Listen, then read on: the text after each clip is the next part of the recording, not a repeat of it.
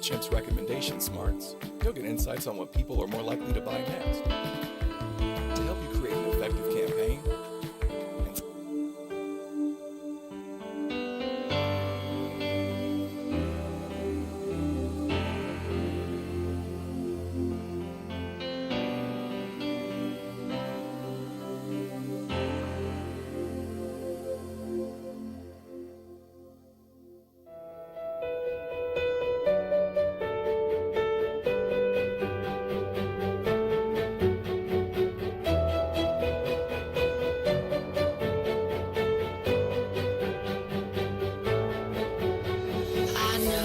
Deceived me, now here's a surprise. I know that you have, 'cause there's magic in my eyes. I can see from miles and miles and miles and miles and miles.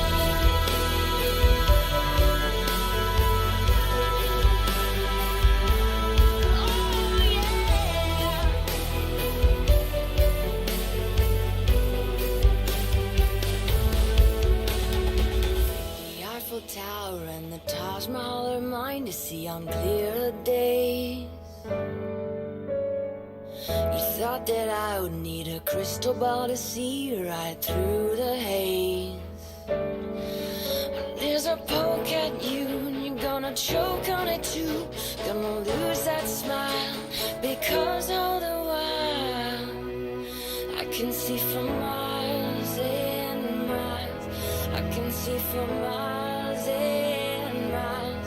I can see for miles and miles and miles and miles and miles. I can see for miles and miles and miles and miles and miles.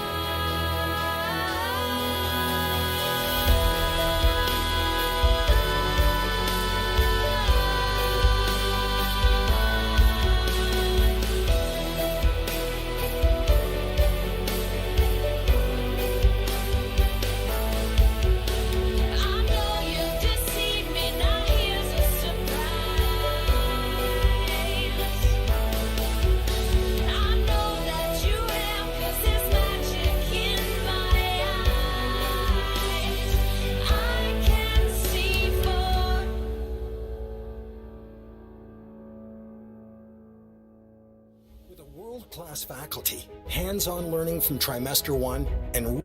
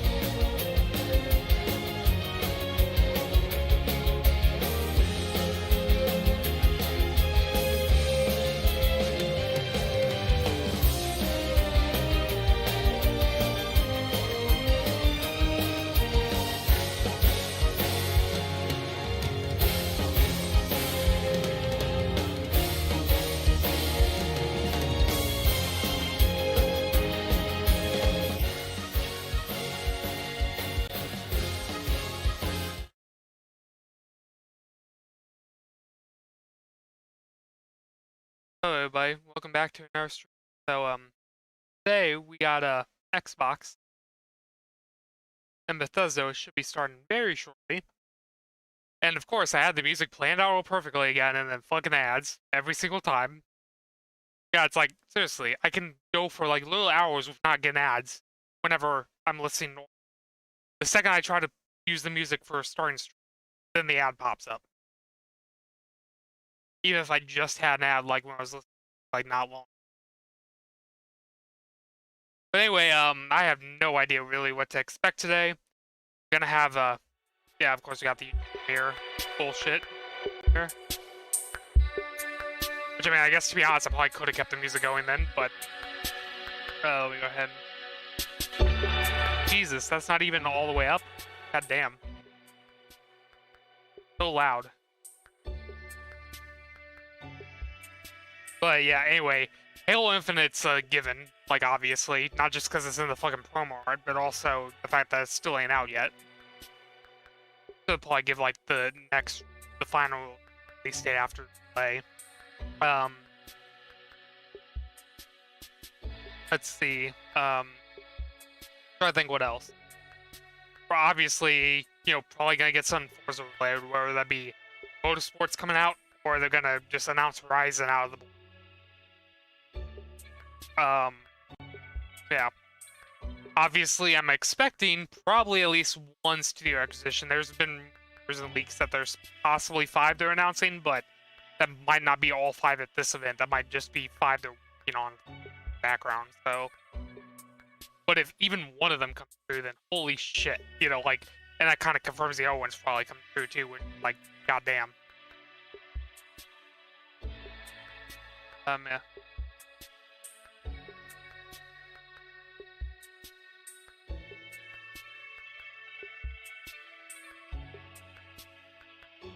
And then, I think what else we might have. There might possibly be some info on Fable, but I think it's too early. And obviously, since that's also by Playground, if they show Horizon, I'm probably not gonna show Fable.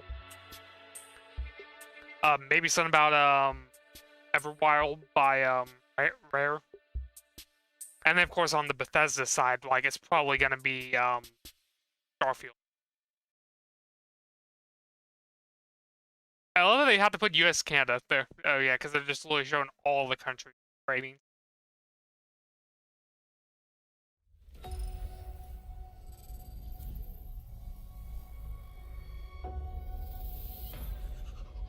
Gotta make sure the volume's correct now because I hear shit loud. That fun. Hide, you bar. Oh, still fucking. Have the volume selected.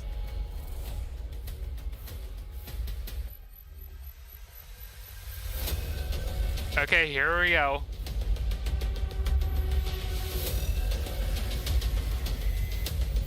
Also, that's not a fucking 5-second countdown. There's quite a few seconds between each fucking number there. Oh, that's actually kind of cheeky how they did that. They put the 20th anniversary logo inside 2021. Oh, hell yes. That's how long Xbox has been with us. And okay, Todd Howard's opener? What? It's a moment I always look forward to. I love seeing the new games, crossing my fingers for my favorites to return, hoping for a few surprises. Most of all, though, I love seeing everyone around the world come together. I mean, I know it's a Bethesda show now too, but like, of all the people to come out first, I was not expecting Todd Howard to be the first on stage. I figured it'd be Phil. Thank you for the support you give us and one another. Xbox is turning 20. And I wouldn't be here if it wasn't for the friendships we've had that whole time. At Bethesda, we believe video games do one thing better than anything else. They transport us. Through art and technology, there's real magic when you step into a new world and can make it your own. We've traveled the worlds of Elder Scrolls, of Fallout, and now, for the first time in over 25 years, we're creating a new universe. Starting with Starfield first. That's a shock. Hundreds of years in our future, it's an like, I figured this would be more toward the end. Our shared humanity and answering our greatest mystery. It's a game we've dreamt of playing. And it wasn't until now that we have the hardware the technology, and the team who's hard at work at home to make that dream a reality. We're excited to finally share our first in-game teaser and something to look forward to.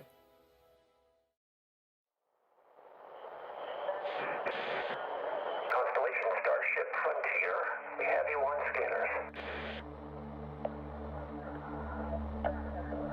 Performing remote systems check. Helium-3 tanks checked. Seals are intact. We are still go.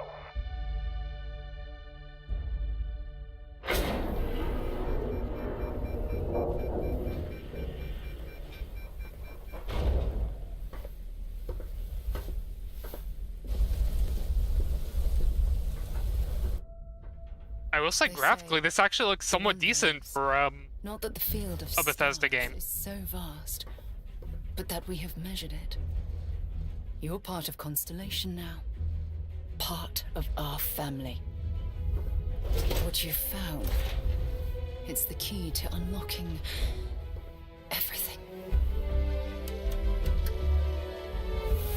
We reach your constellation.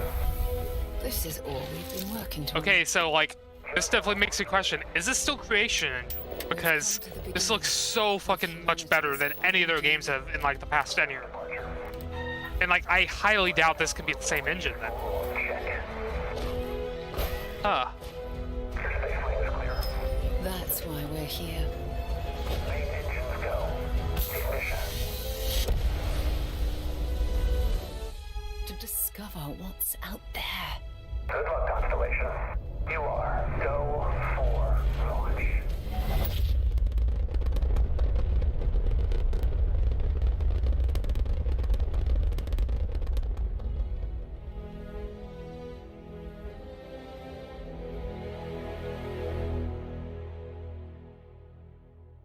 God damn.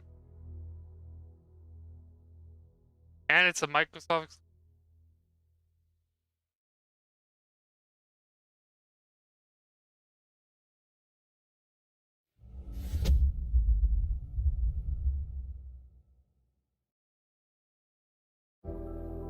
It is awesome to share with you for the very first time one of the most anticipated games in the world from Todd Howard and the team at Bethesda Game Studios. A groundbreaking game, and yes, it's exclusive. Welcome to the Xbox and Bethesda Game Showcase. I am so excited and proud to be here today celebrating games, because although it's been an incredibly tough year, I am grateful that games have been such an important source of joy and connection. We are committed to forging the next era of gaming, conjuring worlds never before possible, unlocking play across all devices, and delivering the power of games to everyone. And now, we get to share that quest with Bethesda, not just as partners, but as one team, united in bringing the very best games to more people everywhere. So today, I wonder what the music is in the background. More of what's to come. I'm pretty sure it's from a We have game. an amazing show. 30 titles, 27 in Xbox Game Pass. And of course, every single console title you'll see today is optimized for Xbox Series X and S, offering next-gen performance, speed, and features. We get to work with the best studios on Earth. Next is something truly riveting. The latest entry in the haunting and evocative franchise created by GSC Game World, Stalker 2. Coming first to Xbox Series consoles and PC. This will be a true next-gen experience, targeting 4K resolution. Also, yeah, notice the and warning ray there, tracing. coming first to Let's take a Xbox, look so at what yeah, you'll this is get a to time play when it exclusive. launches next year.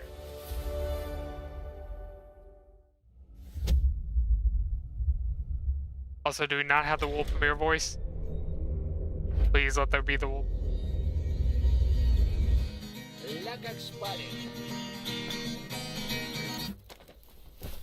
Huh.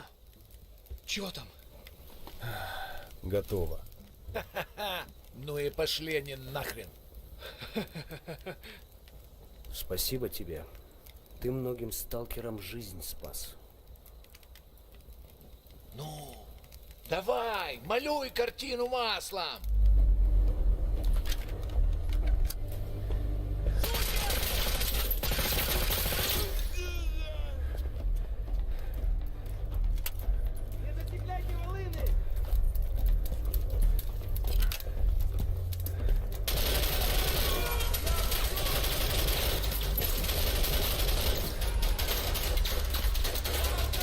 Вот поэтому я ни в какие разборки и не лезу.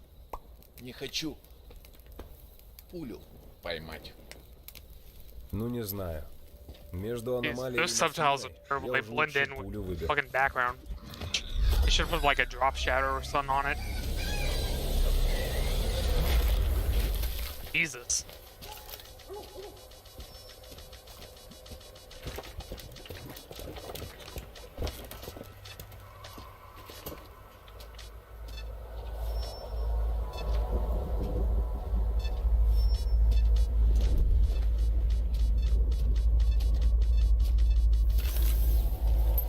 Вот ты говоришь, а я прям вижу красоту эту. Не первый год в зоне, вроде примелькалась уже, а каждый день удивляет.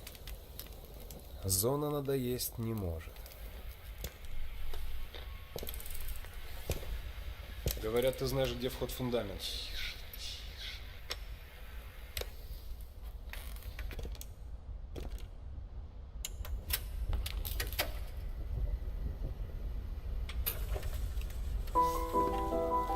Узнаешь мотив?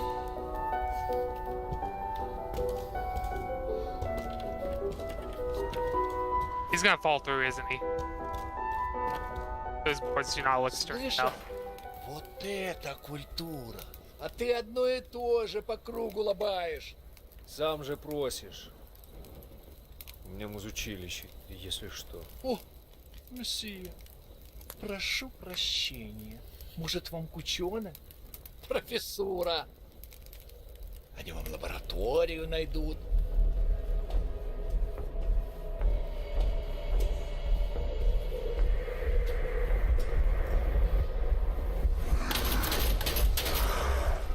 But yeah, obviously this ain't that interesting to me because I'm not really that much of a shooter person. But I mean, it doesn't look bad, definitely. Like graphically impressive. Да пошел ты. The mechanics actually look pretty good. Ты же его на вылазки таскаешь. Чего-чего, а дружбы в зоне я точно не встречал. Это верно. Он мучился? Нет. Это хорошо. Он этого не заслужил. А пулю заслужил. Жаль, что ты так с ним поступил. Мне тоже. Считаешь, я не думал, как обойтись без его смерти?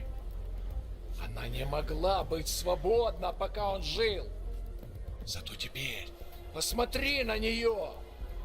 Нет, Скиф, я не отдам ее никому. Зона дала мне жизнь, новую жизнь. Жизнь, которую я готов вернуть, если I also, it's потребуется. so weird hearing a game, you know, entirely in, you know, different language.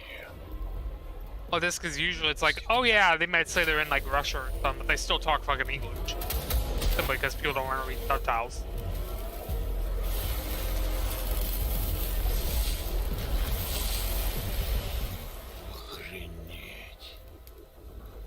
But I really hope these subtitles are just for the trailer and not actually the in-game ones, because those are so fucking hard to read. Припять. Нужно с ним поговорить. Удачной охоты, сталкер.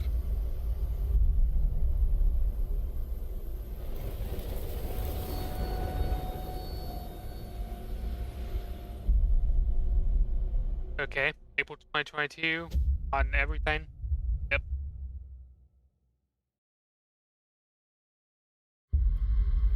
Okay. Yeah, now, is this the Warhammer thing? Yeah, I think this is the Warhammer thing that was in the trailer last year. Oh, in last year. Oh, wait, Warhammer. Oh, wait, yeah, so... Wait, so oh, it's Back for Blood. We're surviving. Yeah. Here. Rebuilding. Surviving's not enough. We've got to fight. Also, I just realized I think that's a new Warner Bros. Game logo. Alright, when was the last time you saw written in any numbers? All of my best friends like to go and get burned up when they talk about they never got to hang in there, Holly. Get high with your best friends. No rest for the wicked. Let's go! Through here. Come on. God, I love Mondays. Another day in paradise. But yeah, I'm not really that interested in this because I don't really have friends to play co-op with, and I'm not really that much of a zombie game person. But like, I know this is gonna be good simply because it's by the Left 4 Dead people, and people have said Left 4 Dead's freaking amazing, and they just hate that fucking Valve will make a third one, so they took it on themselves to make it their own, away from Valve. So.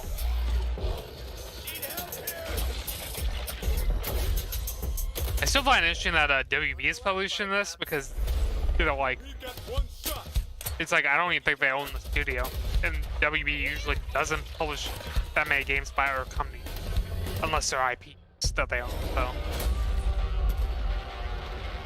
October 12th, yeah, already knew that, coming to all the different platforms.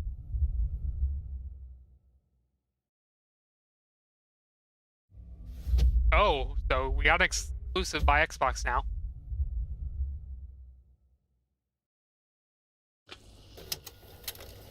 Okay.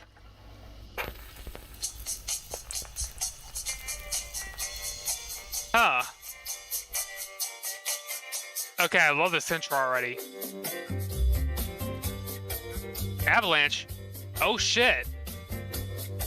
Okay, so in case you didn't know, that was one of the studios rumored that they were acquiring, so is this just a partnership with them?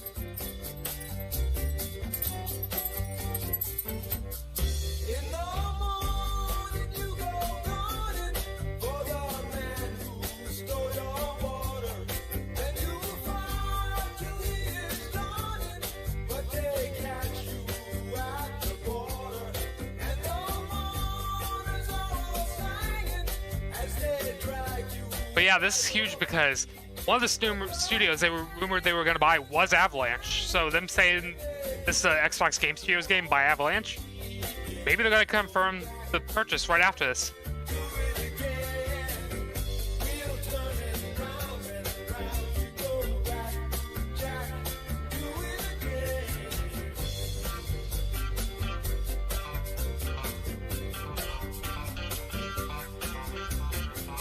Contraband. Huh. So I'm assuming they're gonna come back to the stage now and say we bought them, right? Oh, not. Or they gotta show multiple and then cut to it. Okay, no, Sea of Thieves though.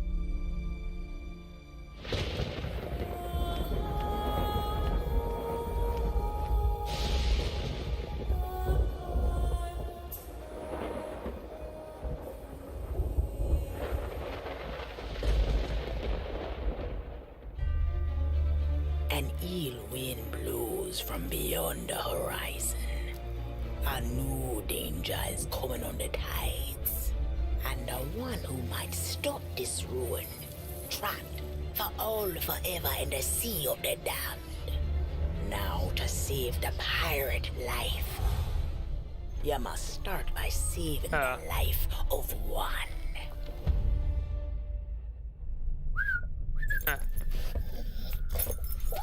Okay.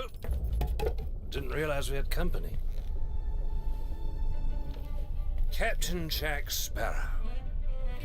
But I suspect you already knew that. Wait, what? Crossover with fucking Disney? Because of the treasure Jack stole, a darkness followed him here. And if it's not stopped, this world will sink into shadow. This sea holds many secrets. Ah, a new body at last. All I can do is show you the way. From what I hear of this so-called Sea of Thieves, it's nothing but cursed crews, bloodthirsty mermaids, a legion of dead, angry pirates. Ah, yes. And now, one Davy Jones.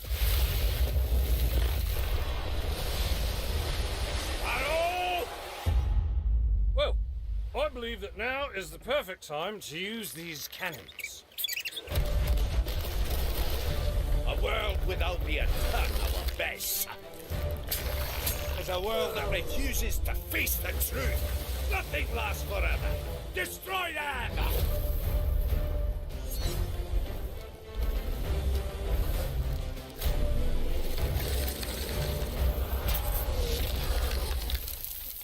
I don't suppose, by chance, there's a second one of those?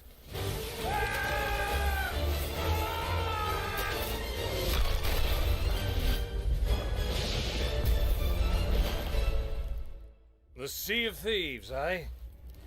Bring me that horizon.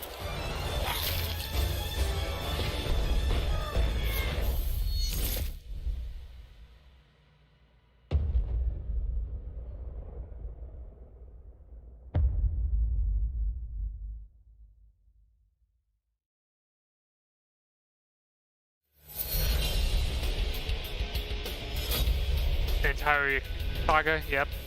So this wasn't announced like a dragon. That leaked already. Yeah. Hey, how's it going? Let's do this! Reputation is everything. If a Yakuza shows weakness, he's done. Time to call a friend!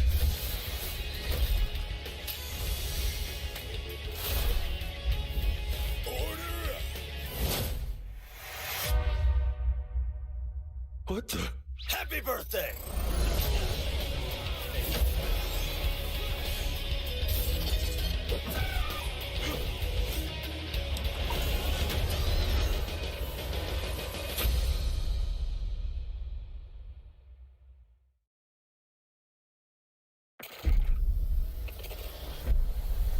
Up to 128 players.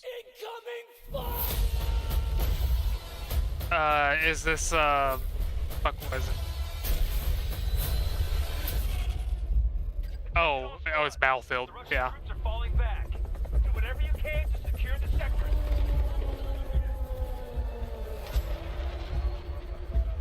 We pushed them back, but not far enough. Do not let them regroup.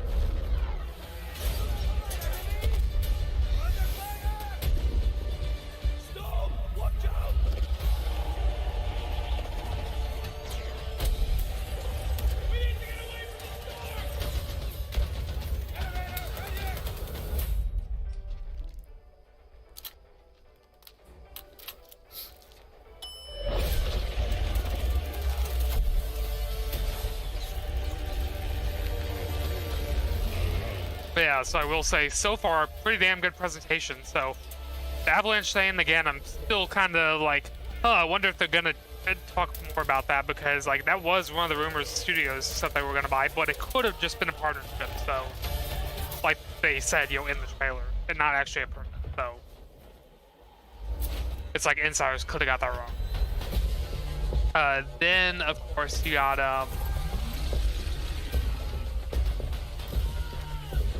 what else? Yeah, the Jack Sparrow Pirates of the Caribbean crossover, that's great, Starfield was not expecting they would start off with that, and it actually looks pretty damn good for a Bethesda game. So.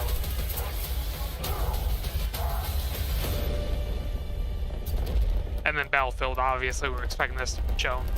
So, and I care less about Battlefield, so.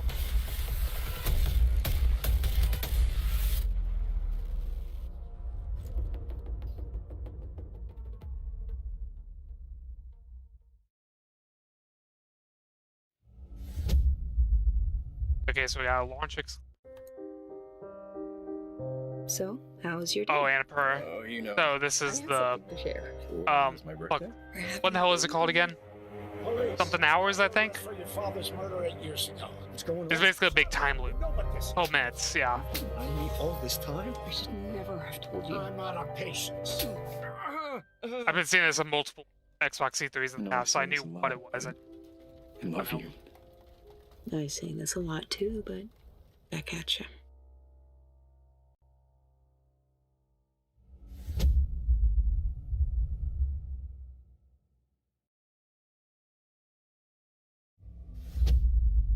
Okay, so we got another Xbox Game Studios and Psychonauts. Here we go. I can't believe I'm really here. Psychonauts headquarters. Look at all these gadgets. The mind is the final frontier of humanity. I'm ready for anything.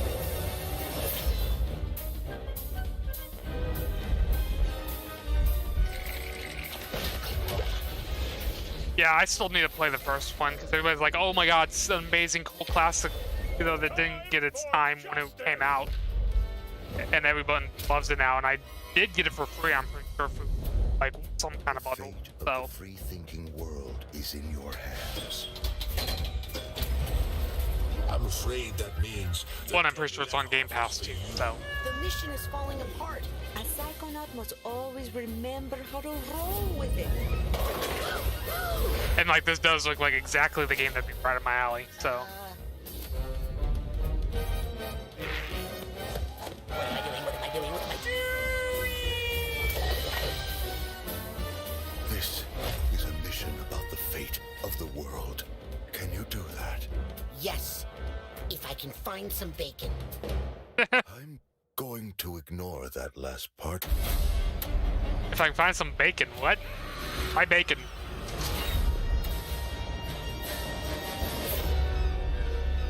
Yeah.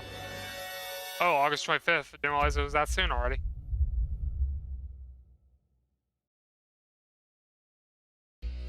Okay, so back onto a stage here.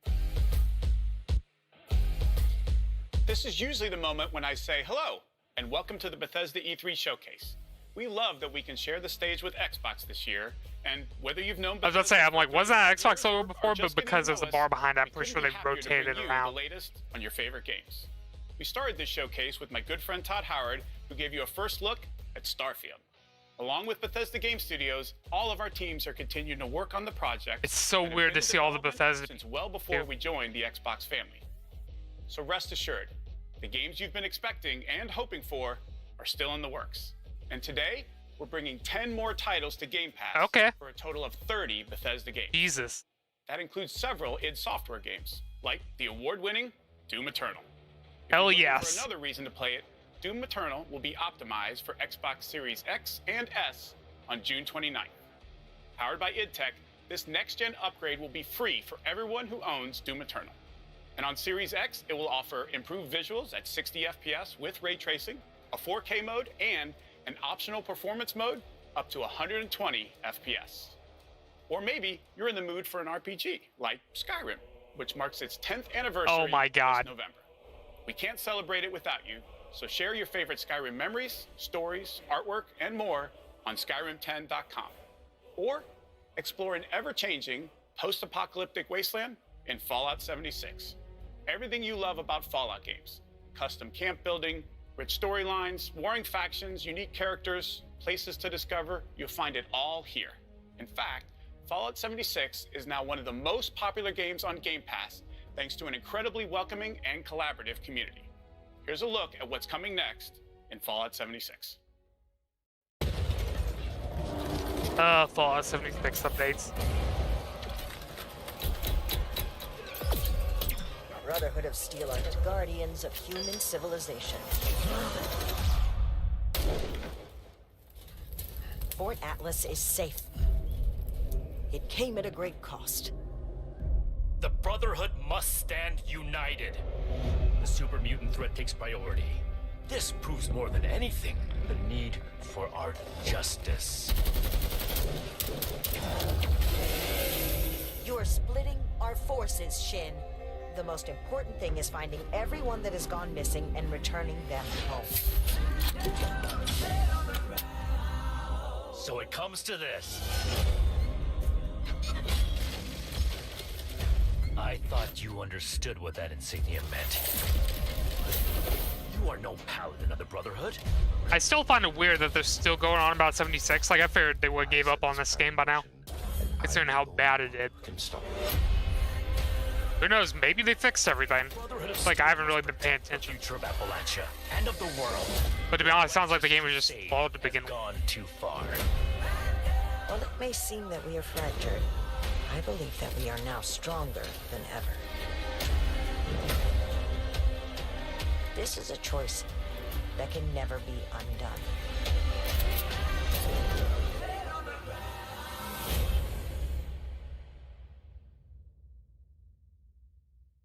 Oh no shit, an expansion for the game is free for the game.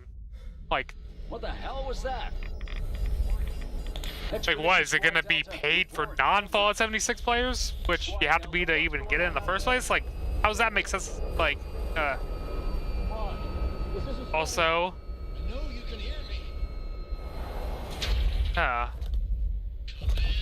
was... So it's definitely still a Fallout thing, but, is this Fallout 5 they're announcing?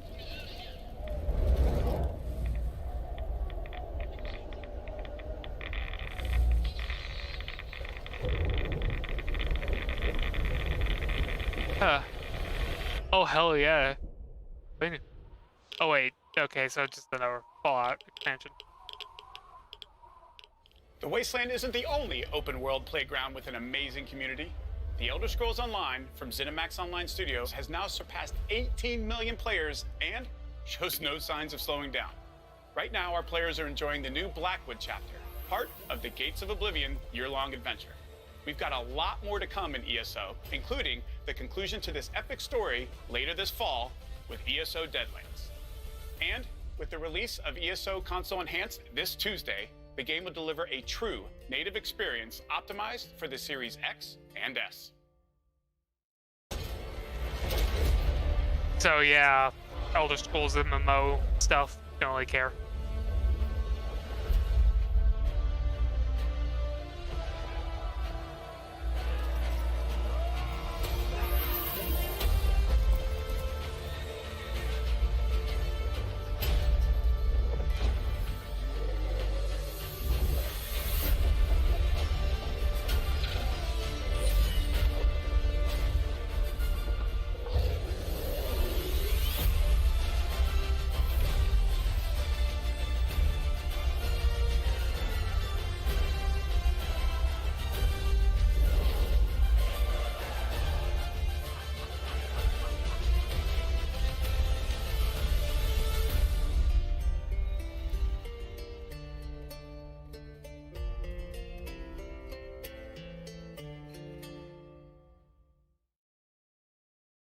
I mean, of course, I'm not going to complain about that. Good for the people who play the game, actually have, you know, better FPS stuff. Consoles. With new rules. Okay, what the fuck is this? Now, nothing is off the table. Winning this battle will take a new breed. They got the fucking trailer voice, too. Wait.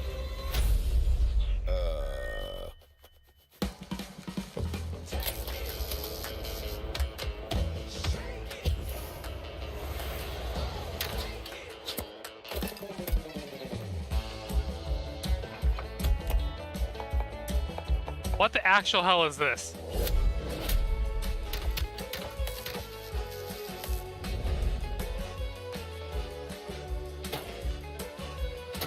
This is like a Game Beast, but with animals instead.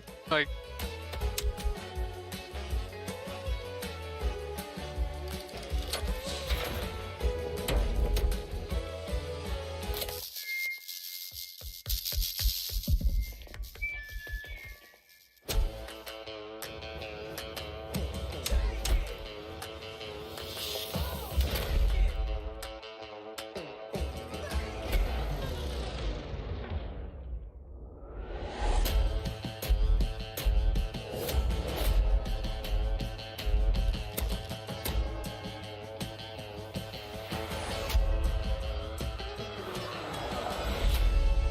party animals.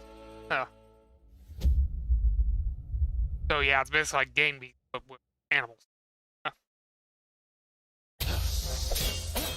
Hades, yes! Please tell me this is coming to Game Pass. Like, I already own it, but I will totally play it and again on fucking Game Pass to get some... Because it's such a fucking good game.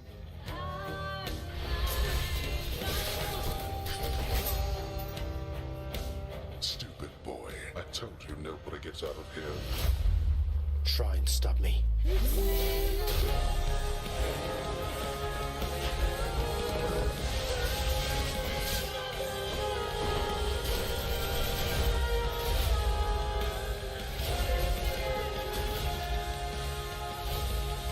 Yeah, I'm assuming it's coming to Game Pass, right? Or, oh. Wait, was it not on Xbox before?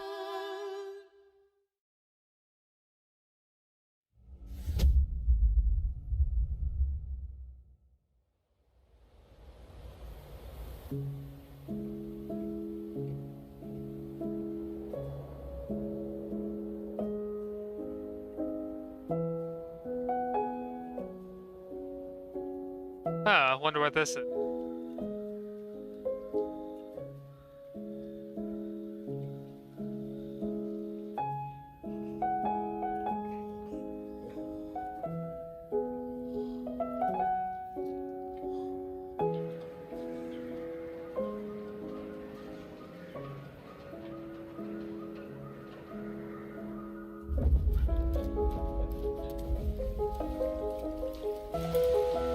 This stuff looks interesting. Kind of reminds me of, like, you know, Limbo and stuff.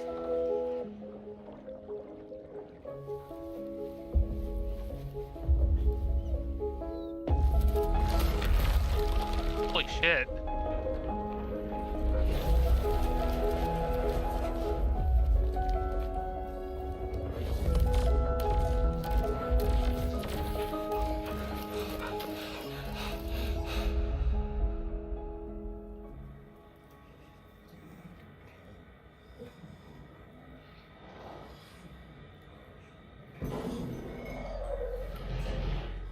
Oh no.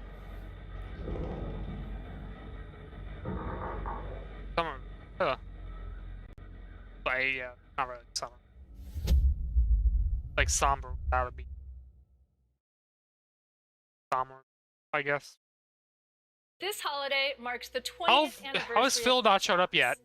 And the 20th anniversary of Halo. To our millions of passionate fans, thank you. We wouldn't be here without all of you. Our goal has always been to bring players together, and for the first time, we're thrilled to offer our entire multiplayer experience to all players across Xbox and PC with no barriers.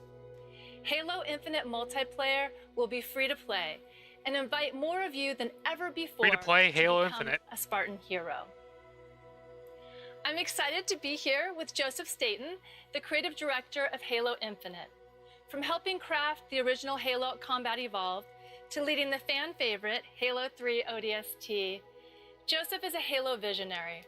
It is so great to have him back with Halo. Thank you, Bonnie. And hey, everybody. For us, and I hope many of you, Halo has always been about heroism and wonder, about fighting to keep humanity safe against impossible odds in a beautiful and mysterious sci-fi world. Okay, this already looks bad. This is just one part of the Zeta Halo ring, the largest, most wide-open environment we've ever built, and we can't wait for you to explore it.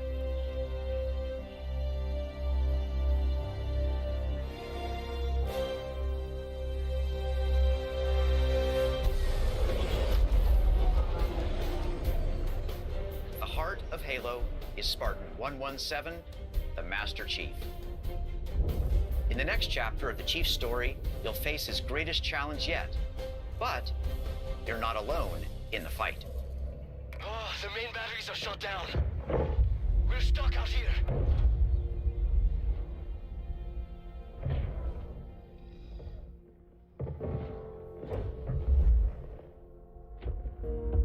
You have all the music against an entire army. What can you do on your own? I told you.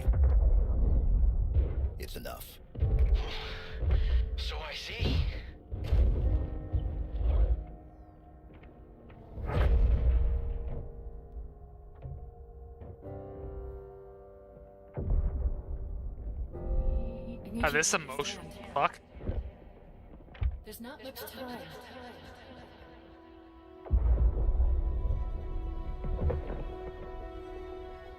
If you knew how you were going to die, you knew how you were going to die. How would you live your life differently? How would you live your life differently?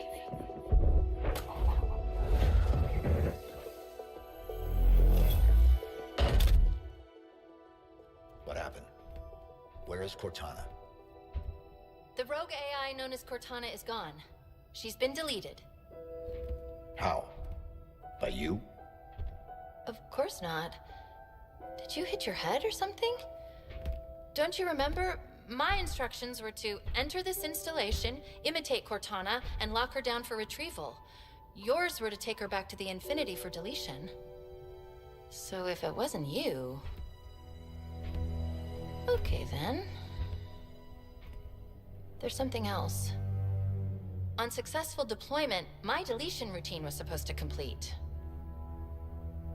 Still here. Good. Good.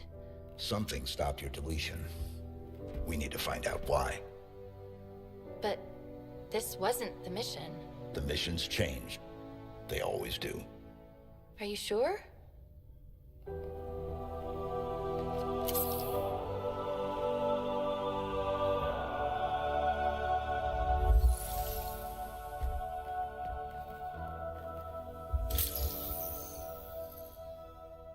Of course, you can't have a Halo game without multiplayer. And on Xbox Series X, you'll be able to enjoy Infinite's multiplayer action at up to 120 frames per second. Finally, I'm very happy to announce that Halo Infinite's first free-to-play multiplayer season and Infinite's story-driven campaign will launch together this holiday. A new day is upon this us. holiday. A new generation built to fight. Together, we are unstoppable. Are you ready?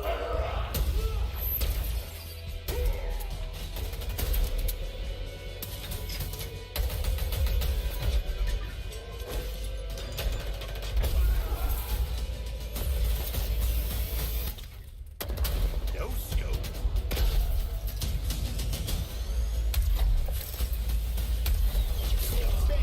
I will say, yeah, this definitely does look better than the first for Halo. Which, to be honest, I didn't think the first one looked that bad, but there definitely was some issues. So I'm glad they did delay it, you know, to refine instead of just patch it, you know. Even though that must have been such a bad thing for them to delay that, because like they're like hyping up so much as like, this is gonna be the system seller, this is how we're gonna launch the console, you know, the same way we launched the first one, you know, Xbox years ago. So like, it was like, must have been such a tough decision for them to delay it, because they knew they had to, but like at the same time, kind of don't want to delay the system launch style, because then there would be no games for the system at all. But they did it anyway, and good on them. I mean, and I will say, like, there's still some minor issues I've noticed, like the pop-in they still showed in the first part, and then, but like, it looks way better, and obviously they still got a tiny bit of time off, and I mean, it's open world. You would expect a tiny bit of pop-in probably, so.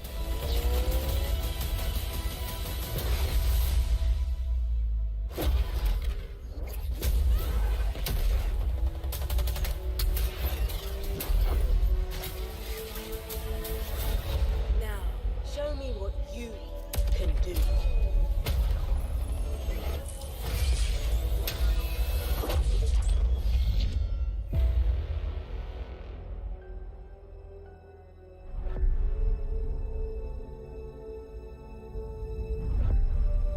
Yeah. I find it interesting that they're still technically not giving a date. It's holiday, but they don't say when, so.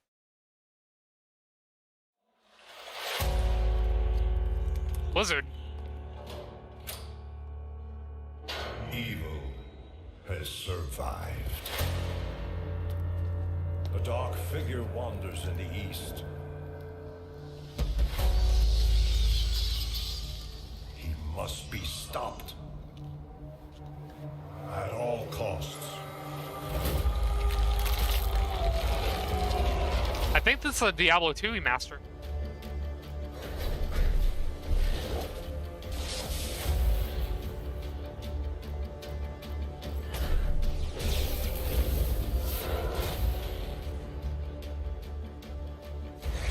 Huh.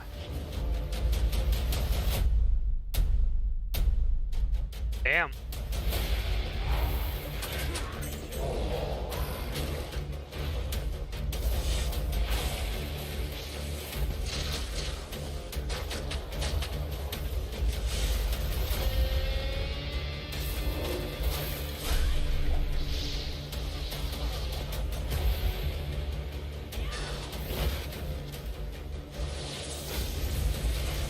But it definitely looks way better than the original game, that's for sure.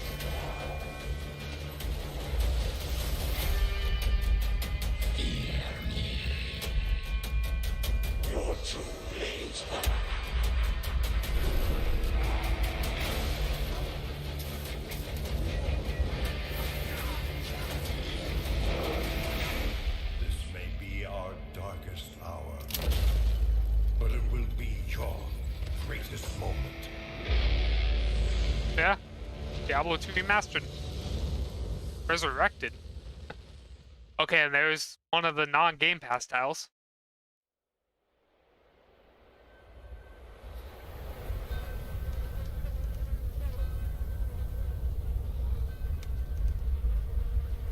These things, where do they come from? From all of us. From what we do to him. Can you stop it? I don't know. But he's my brother. And I would die for him.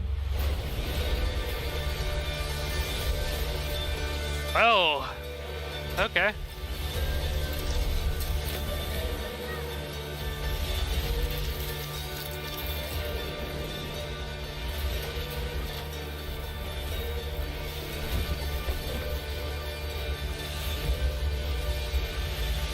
Yeah, I do not recognize what this is. Even though I have a feeling I probably should.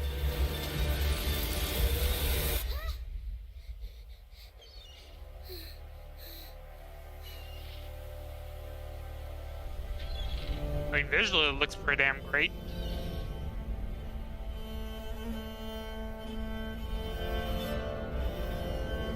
Oh yeah, that explains it. I've not actually played the first game, but I have seen a bit of it, so yeah. Plague Tale. Okay.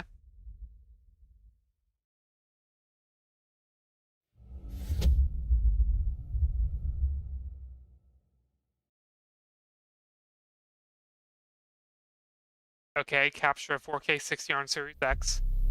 What game is it? Okay, so it's Far Cry. Hola, fascista. I recognize that voice. Let me ask you a question.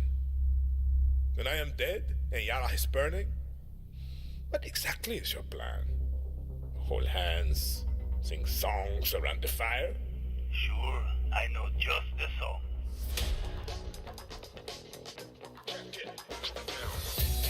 Time you learn about resolver, Danny. To take down Castillo, a guerrilla needs the right tool for the right job. Did we really need more Far Cry? Like, Ubisoft had their own fucking event yesterday that lit like quite a few minutes on this game. Like, we don't need another fucking trailer at Xbox. I'm assuming this is gonna be the other, you know, non-Game Pass title, because I'm pretty sure Battlefield wasn't, because even though EA Play comes with Ultimate, it doesn't come with normal Game Pass, and I'm pretty sure the new Battlefield EA Play on Ultimate, obviously, so. Then Diablo, and then I'm assuming this is probably the last one, because Ubisoft did not put their games on Game Pass yet, so. And Ubisoft Plus, the same one, then either, so.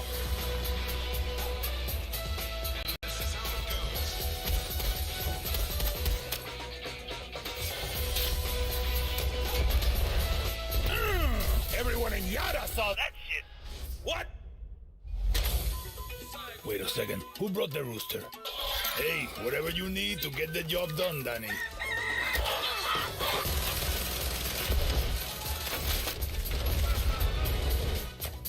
Next time I see you, I want to play with that crazy backpack here.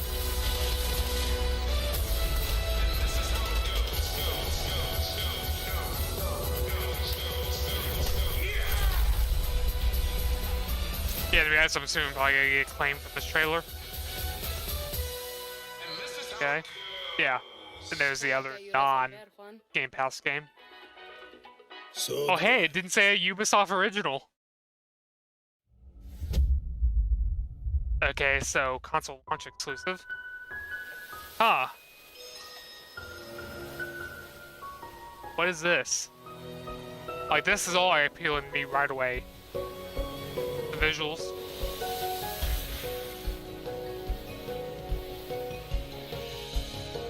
Oh, what the hell is this?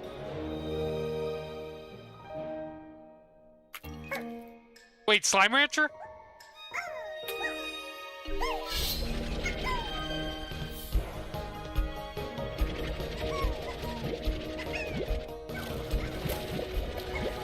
Hell fucking yes. I'm assuming this is Slime Rancher 2. Oh, the first game is so much fun.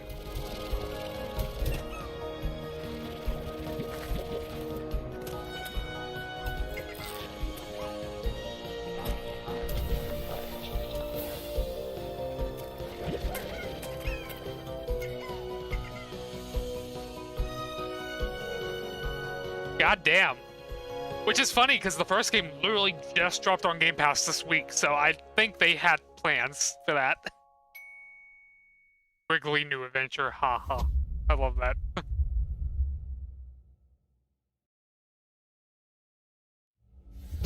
Okay, another console launch exclusive. Boom punch.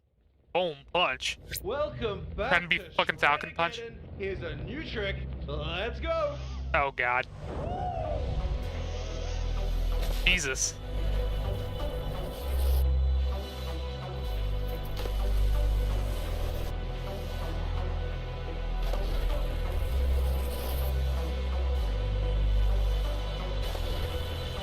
Okay, so like, trying to figure out like what the real reason you'd want to play this specific one is. Like, what are they trying to show? Is it the slow-mo that's like the appealing part? Because like,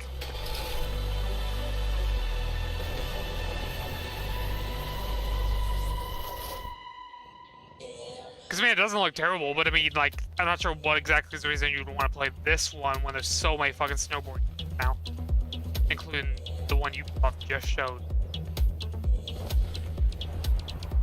That's not just snowboarding, but it's like a whole bunch of other shit too. I mean, the music's quite a bop. I would definitely listen to the soundtrack.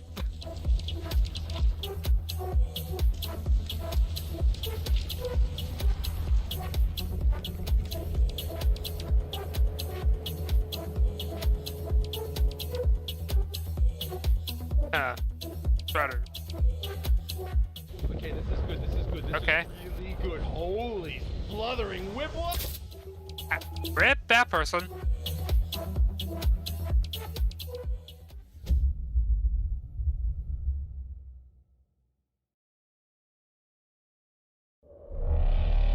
Okay. What the hell? What the actual fuck is this?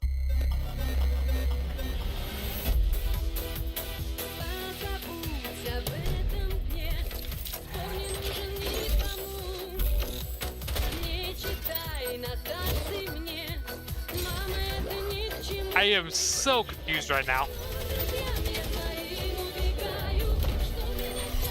I mean, music good, I guess.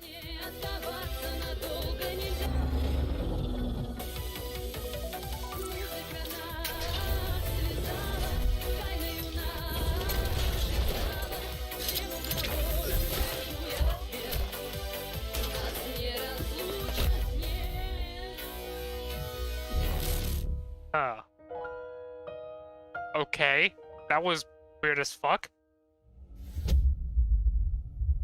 Not really much to say about that other than Eurobeat music, I guess.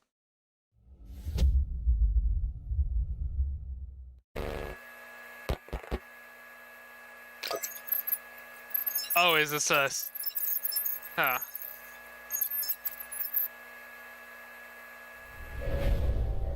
Huh.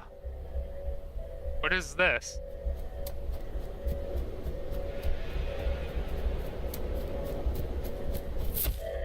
This looks interesting.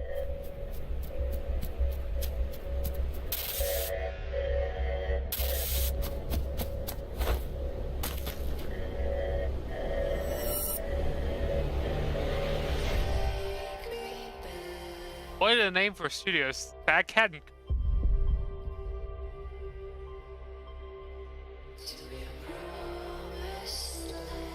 I really love the fucking look of the visuals. Like a mix of pixels and pretty.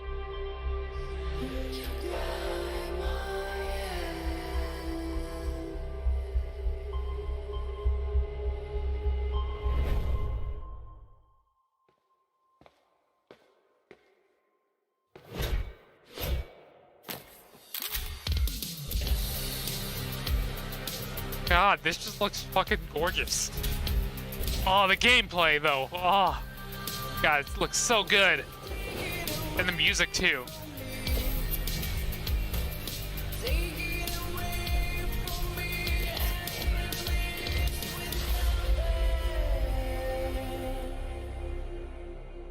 Yeah, that looks fun.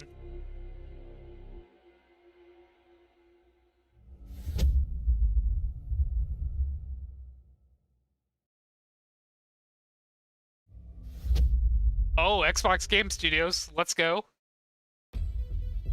Okay, so this is Grounded. Yeah. In the first year of Grounded. God, I love these fucking trailers, dude.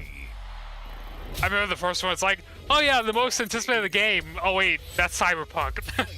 It's like, God, that trailer was so hilarious. So now this one is just like, yeah. Flying things. Now, to celebrate, we present the Shroom and Doom update. It gives the people what they've been asking for. Like sitting. No, seriously, a lot of people want to sit. That's for when you get sick of your human companions. And of course, mushrooms. God, this trailer is hilarious as fuck. We've also got something that literally no one was asking for. The Brood Mother. Oh God. She's so terrifying. You should probably turn on arachnophobia mode. Okay, that's... Even her blob scares the shit out of us. Go big. Or never go home.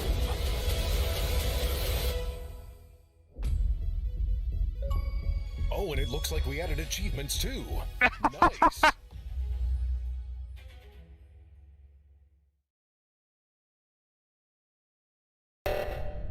Oh God. Sus.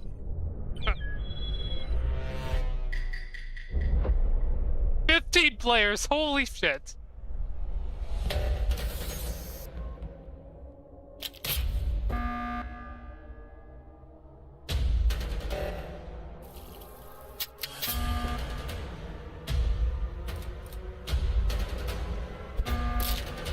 Jesus fucking Christ.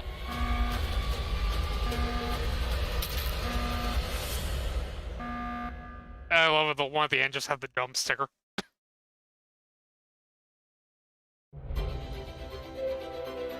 Oh? What is this? Huh? Never even heard of this.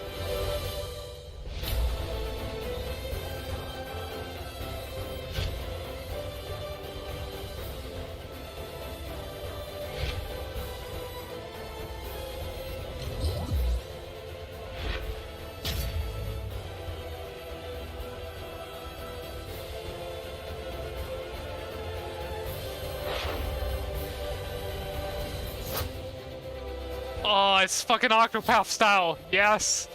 Ugh. I love when games look like this.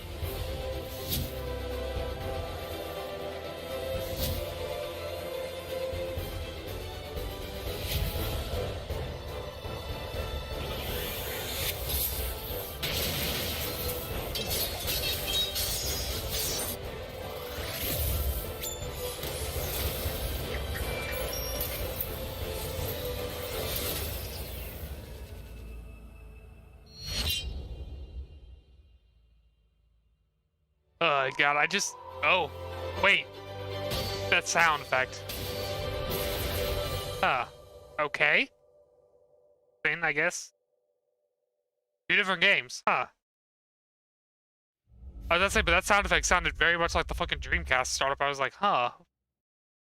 So I don't know what the context is there. Maybe it actually is like a Dreamcast game or something. Important. You have shown an aptitude for applying lethal solutions to conflicted situations. Oh, I remember seeing this.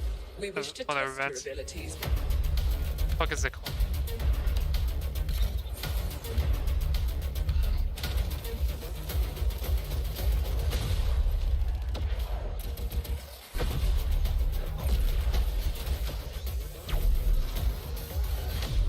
Oh yeah, this, and that's what.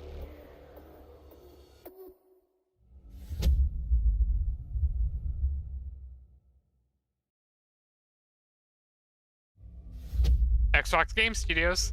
Let's go. Huh. Is this Forza? Or no? Okay, definitely not. Have never been forgotten.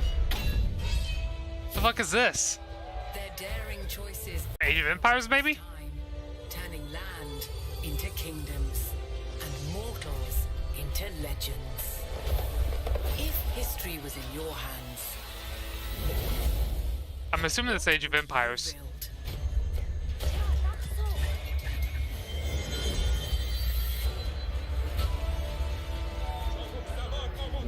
how would you fight? Where would you go? What will you be remembered for?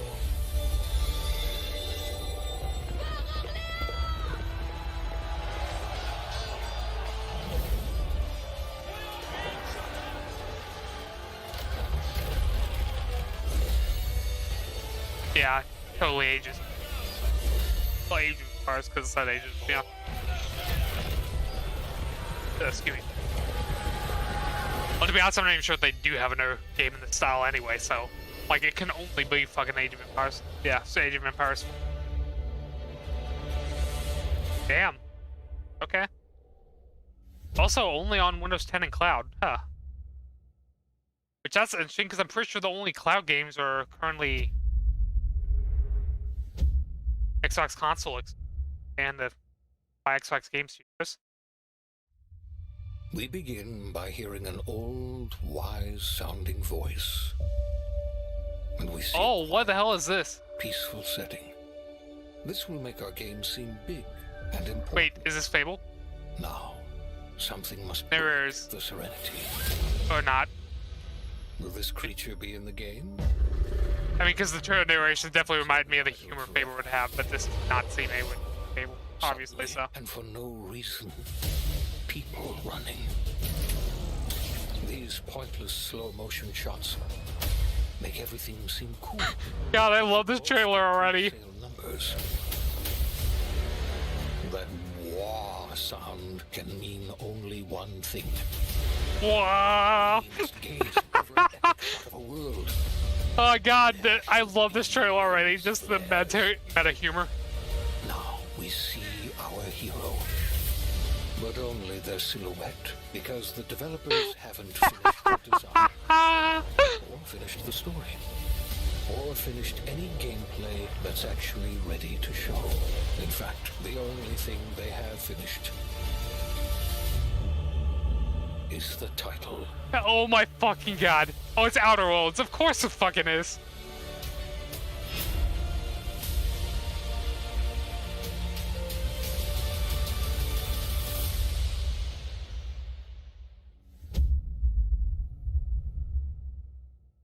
God, that trailer was great. Okay, so we now got another games, Xbox Game Studios.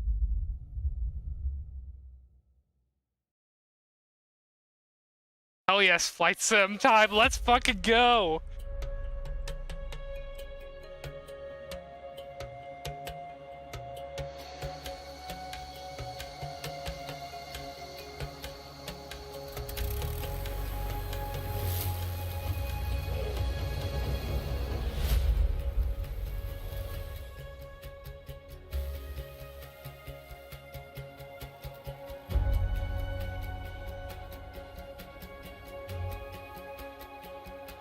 But yeah, it's like That trailer technically wasn't a good one because it's basically just a name reveal. They didn't show any gameplay or anything, but God, they totally nailed it with the fucking meta humor. It's like, if it wasn't for the meta humor, it'd just be like, oh, well, okay, they're working on a sequel. Not really that interesting, I guess, but like, they made the trailer worth it.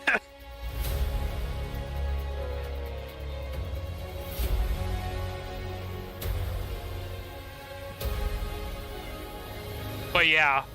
Also, yeah, I just realized it said captured on Series X.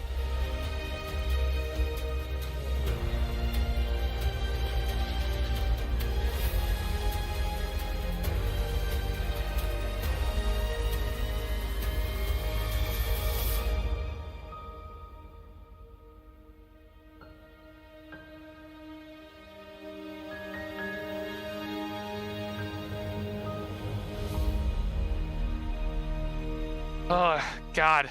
Fucking music gives me chills. Yeah.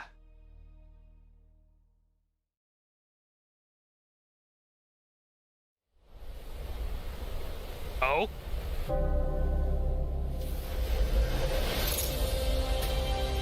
Oh, we landing on fucking boats now? Wait. I think I recognize this. This fucking, like, Top Gun? Like a Top Gun DLC?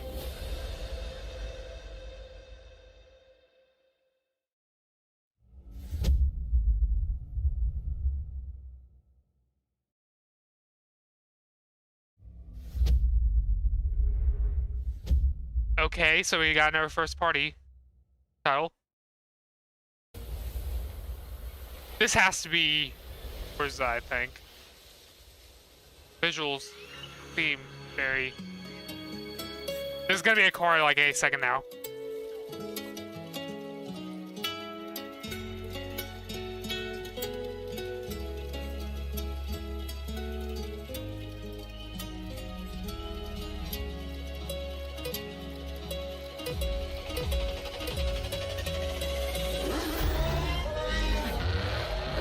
Fucking yes!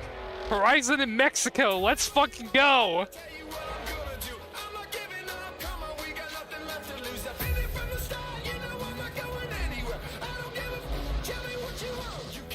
Fuck yes!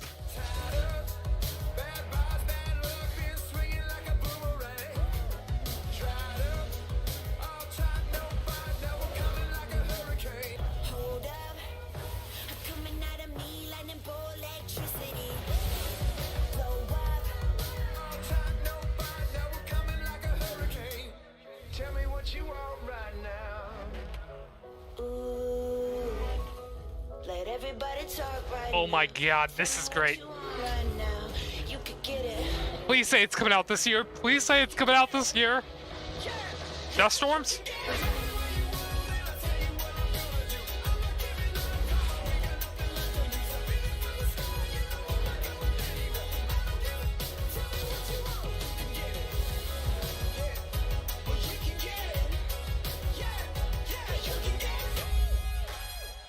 Forza Horizon 5? Hell yes! November!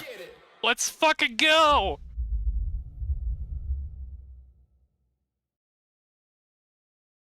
Hello, I'm Mike Brown, Creative Director at Playground Games, and I can't wait to show you what we've been working on. Horizon is known for fun, freedom, and beauty. This year, the Horizon Festival arrives in beautiful, diverse Mexico. This is the largest and most diverse open world ever in a Forza Horizon Hell game. fucking yes. And there is no better car to explore it than the stunning AMG Project One Forza Edition. Rendered in unparalleled detail and with ray tracing in Forza Vista, thanks to the power of the Xbox Series consoles. Holy fuck, this looks so beautiful. I've invited along some of the team to help give you a taste of some of the amazing content that's waiting for you in Forza Horizon 5. Please welcome Bill, Maddie, Sierra, and Don from the Forza team. Hey, Mike. Hey guys, what's up? So they're gonna do some more player, I'm assuming. And we also have Abraham with us as well. He's one of the talented actors who will be appearing in the game. Bienvenidos a México. I can't wait to show you what we've been working on. We begin in the rainforest on an expedition. This is a new campaign mode in which you set out on an adventurous journey across Mexico to explore new locations. Oh yeah, and the frame rate took a massive fucking dip. I mean, not frame rate, the bit rate. I'm on the river now. We're getting close. There you are. I mean, yeah, jungle's like... I'm racing a car through the Mexican jungle, Rami. Doesn't get much better than this. I can see some ruins up ahead. Bienvenida Alpsmal. Look out for the flamingos! This city is still a jewel of Mayan architecture. That's a peek at our adventurous campaign. But Forza Horizon has always been a game that's best enjoyed with others. Let's go and see what some of our other players are up to.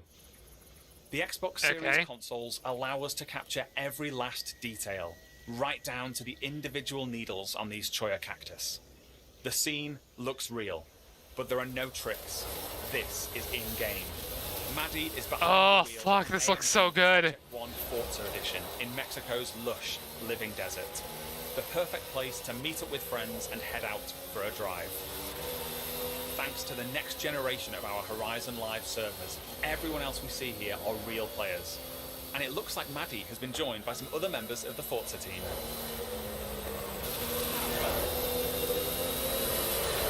Let's leave Maddie for a moment and head out to the coast and meet Don.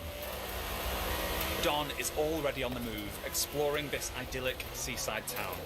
This is a recreation of Mexico that is honest, authentic, and filled with love. Speaking of, hold up, Don. Oh, hey, what's up? This is a mural by Mexican artist Farid Rueda. Just one of the many beautiful, faithful pieces of Mexico you'll find all over Forza Horizon 5. Huh.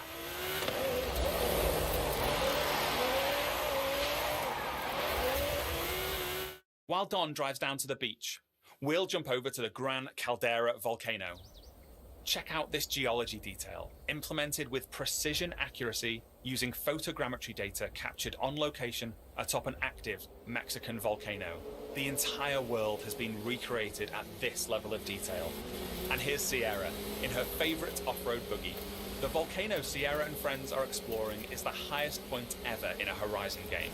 And thanks to the power of the Xbox Series consoles, from up here we can see for miles in every direction. In the distance, we can just about make out Guanajuato. Let's take a closer look. God. Guanajuato is one of the most... I mean, to be honest, I would have preferred Japan, but God, this fucking looks beautiful in Mexico. City full of vibrant architecture. It even has a sprawling network of tunnels. And these twisting, turning, overlapping streets mean that as well as looking good, it plays great too. As we see here, as Don is challenged in Horizon's open world battle royale, The Eliminator. While Don tries to win that race, the rest of our players are still out exploring this diverse open world. Let's head north to the canyon. The Horizon series is known for its uplifting beauty, and using our unique HDR camera rig, we captured 24-hour shoots of real Mexican skies at 12K resolution.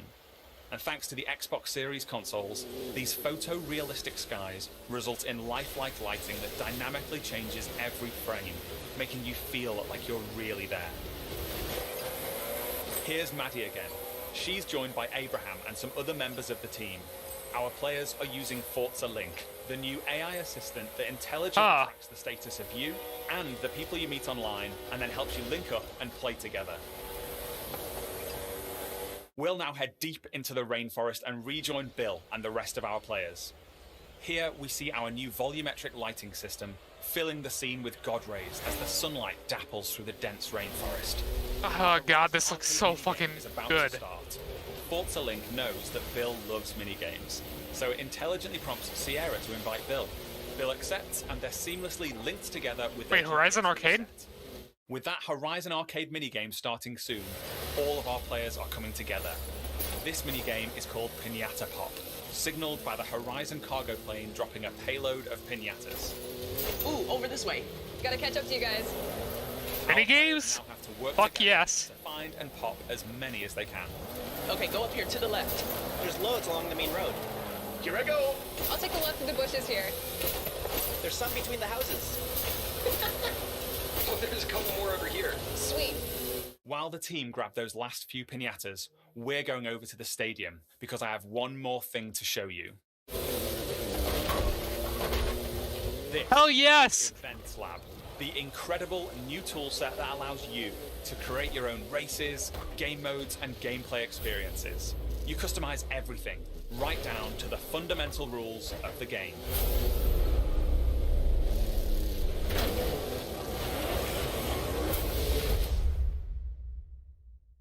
Forza Horizon 5 is the largest, most fun, and most beautiful open world we've ever built.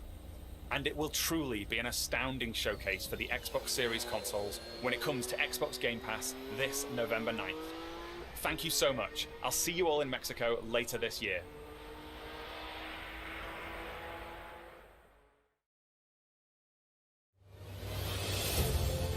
Team Xbox is on a mission to bring the joy and community of gaming to everyone on the planet. That's why you, the gamer, are at the center of everything we do. Today, we showed you 30 games. And that's it. 27 of them will be available on Xbox Game Pass. Now, through the end of the year, you can look forward to back-to-back monthly releases landing day one on Game Pass, led by 5 new titles from Xbox Game Studios, as well as highly anticipated games like Back 4 Blood, 12 Minutes, and The Ascent. And as we look I'm surprised Phil didn't show up till the very end. I'm inspired by the creativity of Bethesda and Xbox Game Studios. We showed you the highly anticipated RPG Starfield coming exclusively to Xbox. But we also have some of the industry's best RPG storytellers working on Avowed, Fable, The Elder Scrolls Online, Fallout 76, The Outer Worlds 2, and Elder Scrolls 6.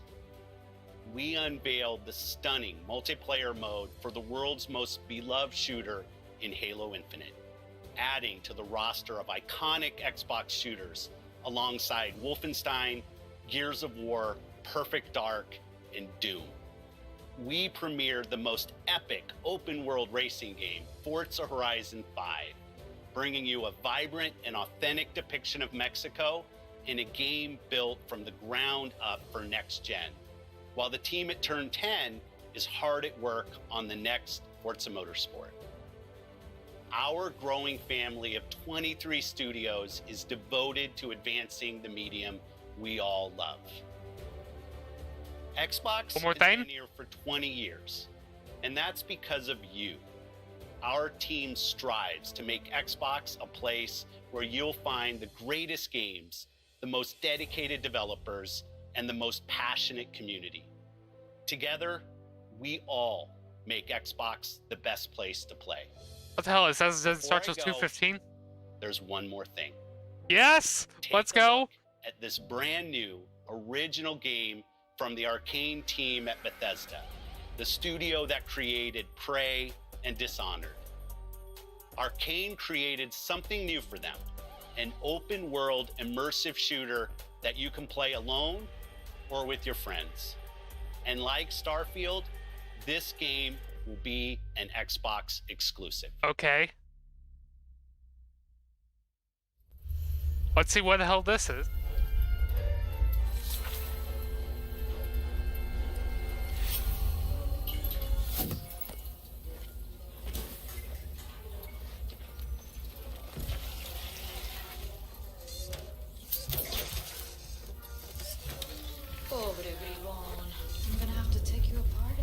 I'm surprised that there one more thing is a brand new game from Arcane. 25 centimeters. So I figured they would either show Elder Scrolls or maybe Fable. Go on, make yourself useful. Okay, this is leading up to something here. Who's it gonna be? So, that was fun, right?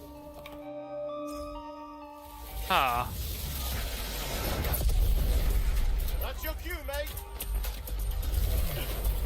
Sleep tight. So it's like some magical shooter?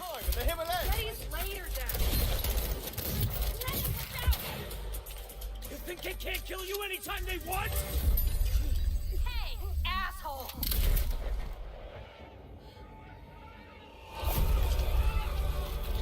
Ugh.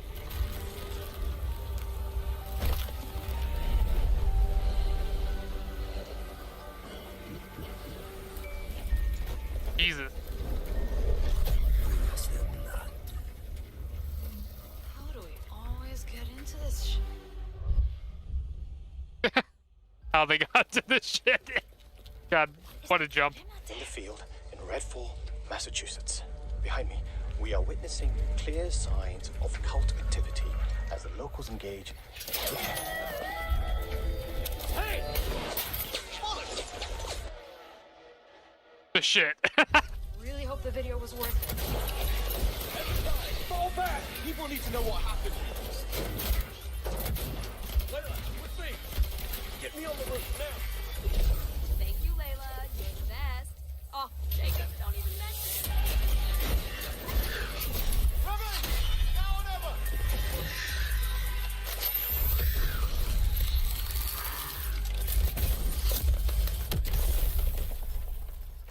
Where's the other one? Where'd it go? Ugh. Give me a taste, bloodbag. Bloody hell. Taste this, cabrona! Will say visually, this act definitely looks fucking great for action. Ah! Jacob, there's something!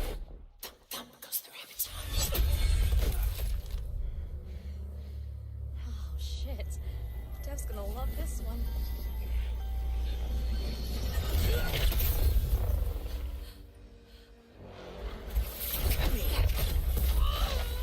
You better have a plan, Jacob! Yep. Don't miss. Don't touch me! Look! A new one! Primo, Fernande, go, go!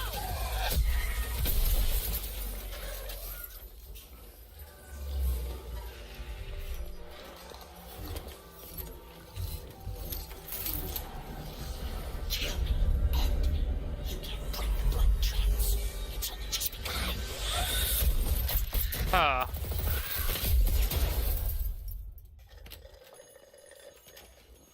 Okay. I think there's vampire in this. Really? What does it taste like? Be specific. Like blood and death and strawberry. Sun's coming up. Let's keep moving. Let's keep moving. Sure thing, Edgar Allan bro. That's a good one. Do you think things will ever go back to normal? Would you want to go back to normal? Not if I still have to pay my student loans.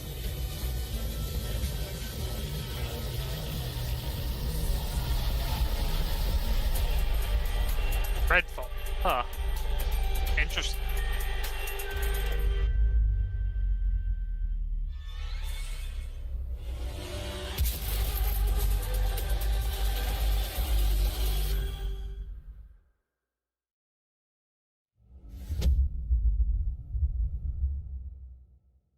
So, they technically lied. That was 31 games, not 30.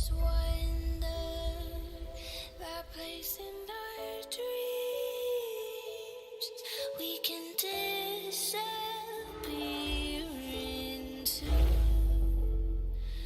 a world beyond.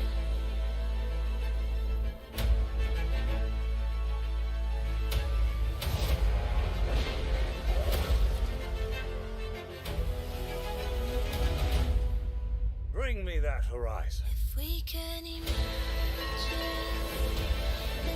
what to do, we can fall into the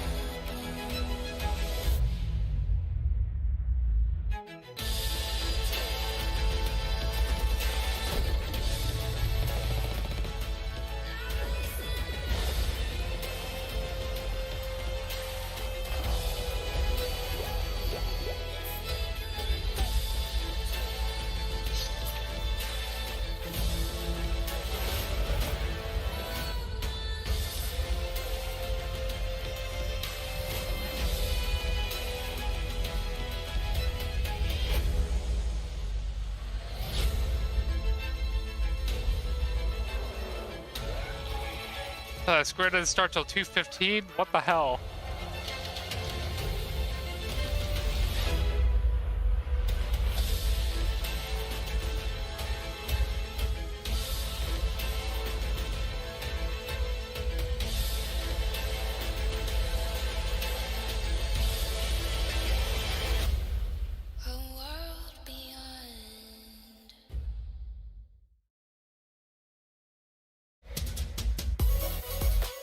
Okay. So, yep, there we got the event. I'd say kind of weird that they had that at the end, because they usually don't have things like that at the premieres. Oh, so they're airing this trailer again?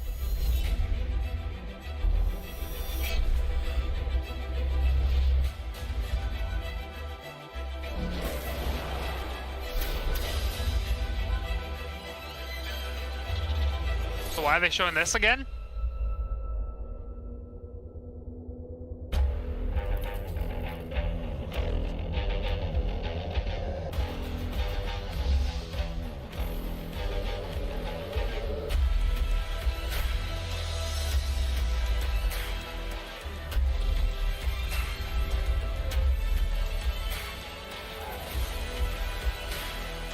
Yes, the fucking Xbox fridge is real! Hell yes! Xbox and chill! Holiday 2021. Fuck yes. I love that they ended that.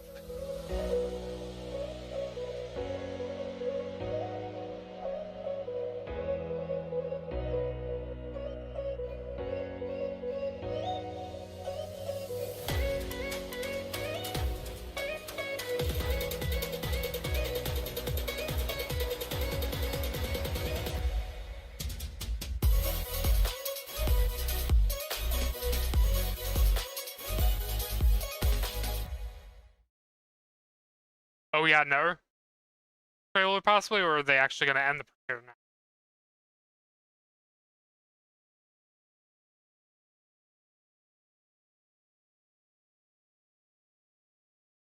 now? Okay, yeah, it's actually over.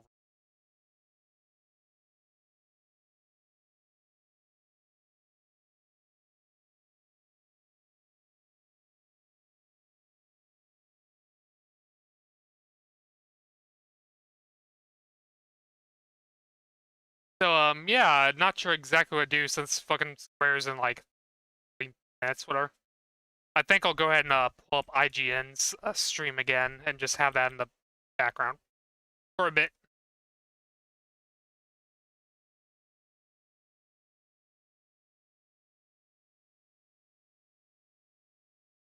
Because, yeah, might as well use this time to get up, go to the bathroom, stuff. So, studio mode.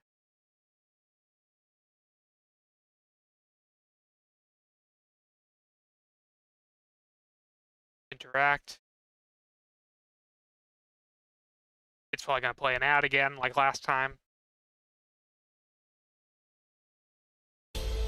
You've the damn batteries ad again. Duracell gaming batteries.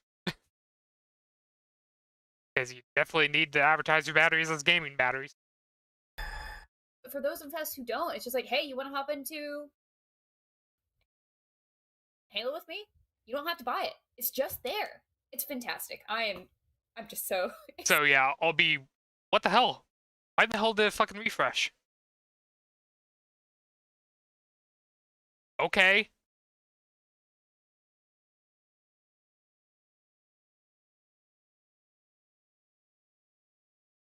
It was working, I fucking exit out of studio mode and just randomly decides to refresh itself.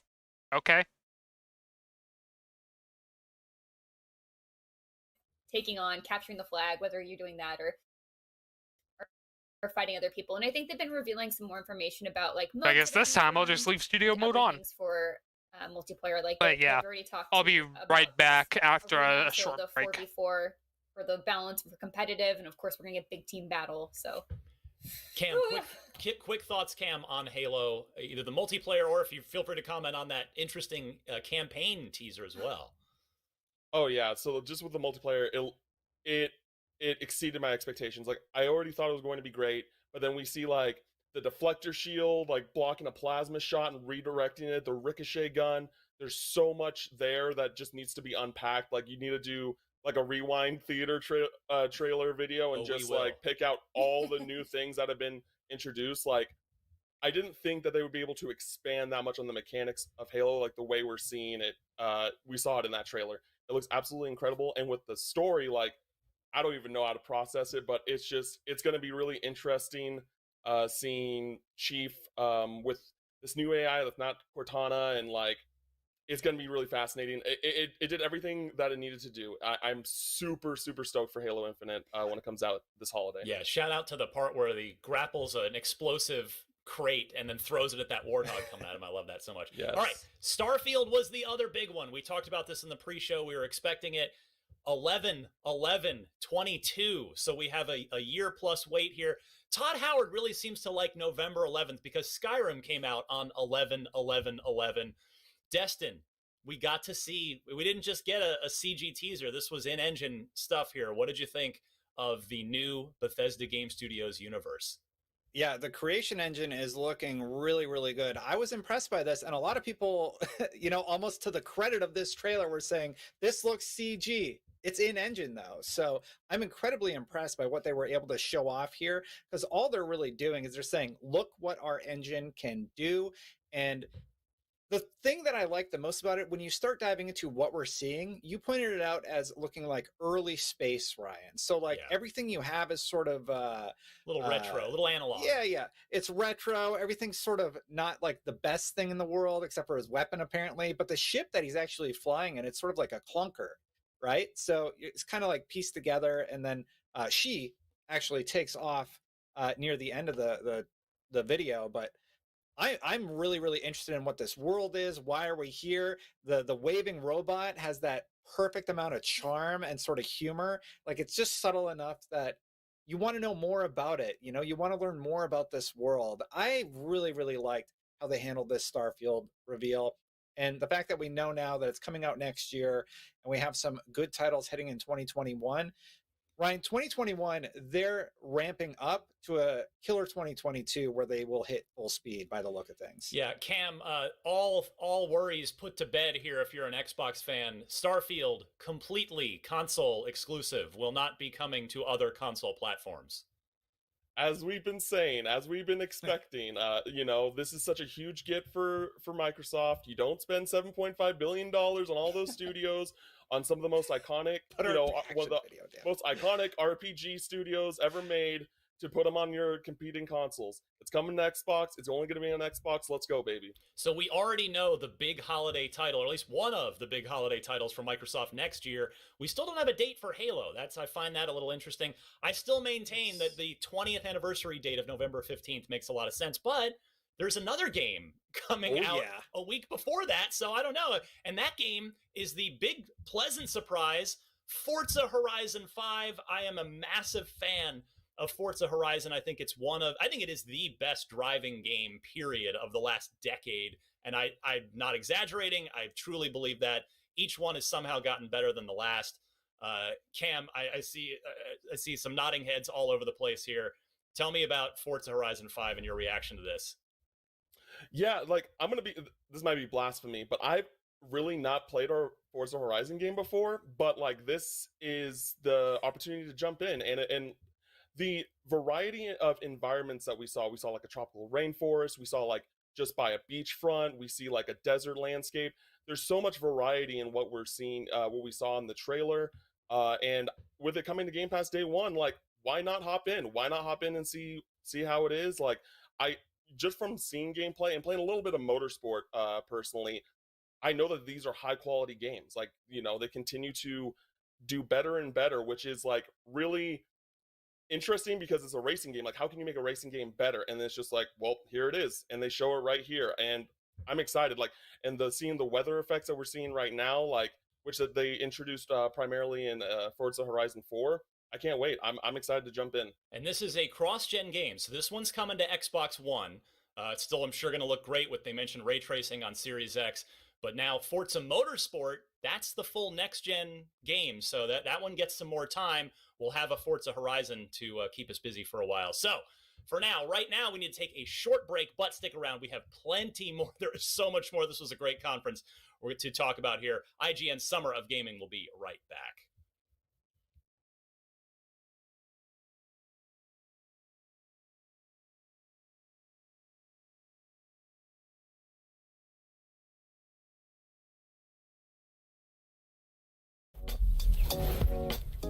IGN Summer of Gaming 2021 is presented by the Amazon original movie, The Tomorrow War, exclusively on Prime Video July 2nd.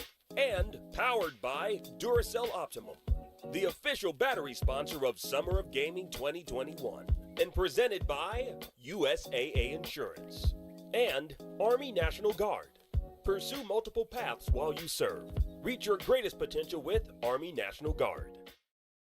Summer is here once again. The sun is shining, and that can only mean one thing. It's time to stay inside and play video games. IGN's Summer of Gaming is back, and more epic than ever, covering all the biggest beats in gaming all season long. We kick off with Jeff Keighley's Summer Games Fest and a look at this season's first batch of brand new game trailers. Then we bring you our very own IGN Expo, packed with exclusive game reveals you can't see anywhere else. And this year, as official E3 partners, we're proud to bring you direct access to the biggest press conferences, including Xbox, Nintendo, and Ubisoft, with first looks at all the jaw-dropping next-gen games you've been dying to see. And that's all before Gamescom in August, where you can expect even more major announcements and game coverage as the summer heats up. Welcome to your 2021 Summer of Gaming, only on IGN. IGN's Summer of Gaming is powered by Duracell Optimum. From sound gear to lighting and even controllers. Upgrade your devices with Duracell Optimum. We made USAA insurance for renters who make the most of their space and money. That's why we make it easy to cover the stuff you love for as little as 33 cents a day. USAA, what you're made of, we're made for. Life is trying to put our generation on the sidelines, but we refuse to let it pass us by. Watch us fly ahead. Watch us rise. Watch us change our world. We will be the next greatest generation. Welcome back. Coming up at 12:15 p.m. Pacific time, we've got the Square-Enix E3 showcase. Good luck following Microsoft. That was awesome. But right now, it is time for more Podcast Unlocked right here, right now on IGN Summer of Gaming. Now, as of April, there are over 23 million Game Pass subscribers. Game Pass was a huge focus of this conference, and for good reason. Game Pass continuing to get W's. I mean, guys, this was an insane showcase for Game Pass. Obviously, the first parties are all Game Pass, but let's talk about the killer third-party Game Pass lineup here. Miranda, I want to start with you with a game that I think was kind of the darling for most of us as we were watching, the one that really jumped out. I saw a lot of chatter on Twitter about it as well, and that is Replaced. Yes, absolutely. So this one was just immensely stylish. Like everyone's just like, wait, what is this? And it just kept getting bigger and bigger. The graphics themselves are just so layered beautifully. The action looks really fluid. We got to actually see a lot of it, which was not what I was expecting. So it was cool that we saw it, but we didn't actually know what it was about. So Xbox put out a tweet and said, "You're an artificial intelligence trapped in a human body. What's the game plan?" So I was like, oh, this just makes it so much more enticing. Like, I mean, Replace sort of makes like sense with the title, but I think everyone was just really surprised by how cinematic that looked too. Because like the side scrollers, I think playing with the perspective is kind of difficult, right? Since you are limited.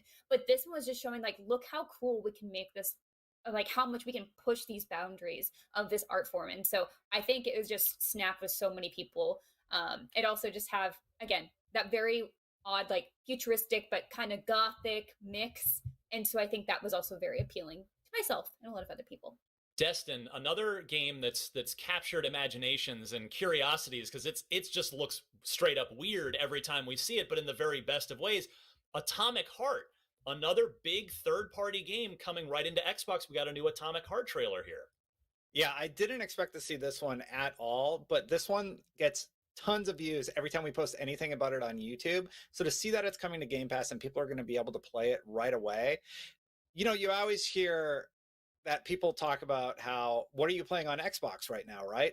We're playing Game Pass. Install Game Pass. You have all of these games to play from, including Atomic Heart, and it's just such a killer deal, and this further adds to it. I think this show was a lot about establishing just what you get when you get Game Pass, and we have some awesome games to look forward to. How about Contraband? Cam, this was one of the earlier games in the show, kind of the first non-Starfield reveal of some new surprise. This is Avalanche, which is a studio that's got a lot of pedigree. What'd you think of this? Oh yeah, it looked interesting. It like when the trailer first played, I was just like, it gave me like kind of Guardians of the Galaxy type vibes because of like the music. But we found it was a co-op heist game of sorts. At least that's what it seemed to be teasing. And like I'm interested. I love co-op games. I love like working together as a team and being able to do something kind of like what you do in Payday, like but in a new way. I'm interested. Avalanche brings out good games, and it's a great get for Xbox. Now, one of the longest segments, the game that got the most stage time here today was Stalker 2, a game, again, we talked about it in the pre-show, ton of interest around this. We've seen it on Microsoft stage before, but it got an extensive gameplay demo. Miranda, this was visually stunning, and even on the 1080p live stream, we still haven't even had a chance to go back and watch it in 4K. Yeah, it was gorgeous. I cannot wait to watch that in 4K. I just really didn't care too much about Stalker 2 until I had read the book that Stalker is based off of, which is called Roadside Picnic. And that gave me a lot of context for what was happening in this trailer, which it's just very impressive to see how they've adapted this for a video game. So, of course, like the visuals are beautiful. It looks like the gunplay is going to be really fun, and there's a lot of different tools you're going to have to use to get through the zone, which is what this place is called, where like aliens came and left a bunch of stuff, and it's very dangerous. Yeah, can you explain the part where where you were throwing looked like kind of a rusty bolt into a swamp? Yes, so essentially you have to have just like things to throw around because there are these things in Roadside Picnic called bug traps. And so what it is like this weird altered field of like gravity and like compression. And so we did see an enemy like get stuck in one of them, and it just gets torn to shreds, like exploded. So if you step in one of those, it's just done. Like you are over. So there's like a carefulness to exploring this world, and I love seeing that. Like that danger is so present. And again, like just look at this game. Here we're about to see the bug trap if you're watching the video. There it goes. It is bye. And so I love that they're really utilizing tools here as well, and it's not just about the gunplay and how they've adapted it to be like a rather scary looking shooter. You have to use your tools in order to survive, and I adore that. I think in the conversation at the campfire too, like they're talking about like, you really got to look out for yourself because you can't really trust people here, and that's such a big part of it as well, that the danger here is not only the land and the monsters that are waiting you, it's like also the other people. So I think this game looks like it has a lot going for it. And again, I think even without having read the book, like this was wildly impressive and is now very much on my radar. Yeah, Destin, this vaulted very high on my wish list. I imagine it did the same for you. How about the in-house engine at work here? The facial animation and the hair. Like this game looked amazing, did it not? Yeah, I was absolutely blown away. Getting to see the lighting effects hitting the side of the gun right away. You show the lighting hitting the side of the wall, how they're handling shadows, cascading across the room, the lighting spilling in through the window. Every little detail just looks absolutely gorgeous. And then you start seeing the combat that Miranda was just talking about in action, and you see how it all starts playing together. I am incredibly excited to see what they managed to do with Stalker 2 beyond just what we've seen. And so everything we've been talking about since we came back from break, again, all Game Pass. These are all third-party games that are going right into Game Pass. Another of those, Cam, is Plague Tale Requiem, a sequel to Plague Tale Innocence. That I know that jumped out at you as well. Yes, I'm super excited about that game. A Plague Tale Innocence, which came out in 2019, was low-key one of the best games to have come out that year. I know that it didn't get on everybody's radar because it was it's from a Sova studio. It's not as well recognized as most major studios, but that game was very, very great. It wasn't visually stunning all the time, and you could tell that was done by the development and the budget that game had. But like, assuming that Xbox is helping with the development of this game, with it coming to Game Pass day one, I think the next game is going to be really impressive. I think that it has the potential of being a Game of the Year contender the year it comes out. I am incredibly excited for this game. Yeah, and I want to shout out The Ascent as well, which is coming up really soon. That's July 29th. I've played The Ascent. You can read or watch my preview of that on IGN if that trailer got your interest here in the show. That was a quick trailer just to kind of remind everybody, hey, this is coming out real soon. That's going straight into Game Pass as well. It's got kind of an old school, like Hunter the Reckoning kind of vibe to it, for those of you going all the way back to the original Xbox. So I thought that looked great. But it's just Game Pass. I mean, guys, Miranda, I don't know how Okay, and I'm back. conference and not want Took to a 15-minute break. you're not Got doing so some already. steps in. Yes. So I'm not, The only been thing on my I ass ever all hear from day. people, the reason they don't get Game Got Pass a new is drink, because they just got play a so snack. frequently that they feel bad. I'm ready to go for the next however many hours because But it's like, I don't think there's going to be this big of a games. Like, break it's already paid between for like if you were to Square go out and buy these games on their own. Like it's just insane. oh whatever, I don't know if my siblings are Square watching and the birthday gifts or just the easy. PC Just Game everyone Show. gets Game Pass so you can play all these games with me because it just makes things easy. We're going to take one more short break, but we're going to come back with our best of show picks, and there is a lot to choose from, so stay with us. We'll be right back. IGN Summer of Gaming is powered by Duracell Optimum. All summer long, we're bringing you the game announcements, developer interviews, and all the demos you care about. So get comfortable and get ready to play.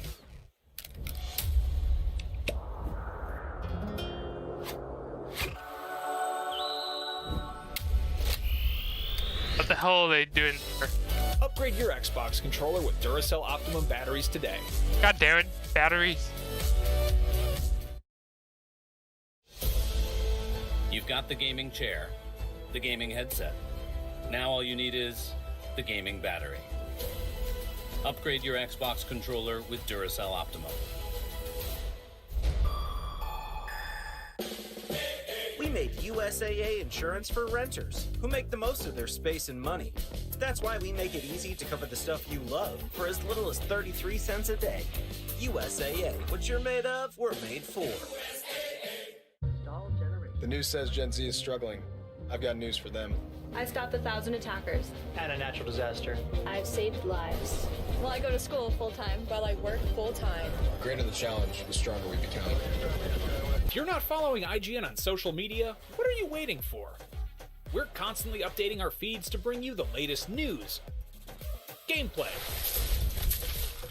custom original content, the best user-generated videos and art, memes, and a whole lot more. Be part of the conversation throughout the year. Follow IGN on Instagram, Twitter, Facebook, TikTok, and Snapchat. Not only is IGN the world's biggest media brand for games and entertainment, but we also have a team of some of the world's biggest fans of your favorite franchises. From breaking news and exclusives, never-before-seen looks at movies and games, to reviews, let's plays, and live streams, IGN brings you all the coverage you need, no matter where you are. We've always got you covered. IGN, the #1 source for all games and entertainment fans worldwide. We are back. It's time for best of show picks. Yeah, I wouldn't normally watch like these post shows, but like with how much time is in between these conferences, it's like who wins. Miranda, it takes so long for them to. Was it the one more thing? Was it something at the top? Because there was plenty of things to choose from here. Your best of show. Yes, very difficult to decide, but I had to go with the one that was a surprise. So it's Redfall. Guys, I love Arcane. They have not let me down between Prey and Dishonored, and then seeing them come out with Redfall, and there was a lot of commentary around like, well, we're not actually seeing gameplay, we don't really know what this is, and it's like, guys, have you played an Arcane game? Do you know the quality of their games? It's like, I'm sorry, it's like to some people on the panel were like, well, this looks kind of like Destiny, or this looks kind of like a looter shooter. I'm like, no. It's an open world co-op first-person shooter. Yeah. So that does not mean it's going to be always online. It doesn't mean it's going to be a big thing. But you can play solo. You can play multiplayer. This is, again, an Arcane game. So that's just not in line with how they play. So seeing them essentially just like throwing on these incredible abilities, and of course doing like some very cool gunplay. Oof. And vampires. Everybody loves vampires. The biggest part, vampires. I think Arcane just does such a fantastic job of like nailing the gothic feel of things without making it feel cheesy. Because I feel like a lot of times that I've seen vampires in video games, it's like Dracula, or like that's a really hot vampire doing vampire things. But this one's like, okay, let's make them scary, but also really intimidating and cool. And they just nailed it across the board for me on this trailer. I also love, of course, like the diversity of characters. I felt very like included. I was just like, yes, I'd love to see that. But Arcane's always been great about that. So if you actually look at the Bethesda Softworks trailer for this, they do have a little bit more information. So the idea is that they are in Redfall, Massachusetts. It's called Redfall, and is under siege of a legion of vampires who blocked out the sun and cut the island off from the outside world. So you're trapped with a handful of survivors against diabolical enemies threatening to bleed the town dry. So you get to choose a hero from a diverse roster. You can group with others and essentially just go slay vampires. I loved the tone of this as well. Like they're very nonchalant. It's like, oh, we gotta record this with our camera. I know sometimes people have issues with how tech or media are used in games, but this just felt very on point of like, no, but it's important. They need to know what's happening. So I love just how genuine it all felt. And I am just looking forward to this so much. And it's soon, Summer 2022, 1 year to go. Yeah. Not good that stuff. bad. All right, Cam, how about you? Best of show. What was your standout here? It's Halo. It's got to be Halo. It just met all my expectations and more. It delivered on every facet that it needed to sell itself on. I'm at this point now where I'm expecting this game to come out. I'm like, this game can't be bad. This game's gonna come out and it can't be bad. It's gonna be good. It just blew my mind. Multiplayer's coming out launch, which a lot of people were worried that like it was just gonna be campaign first and then multiplayer was coming later. Everything just blew my mind.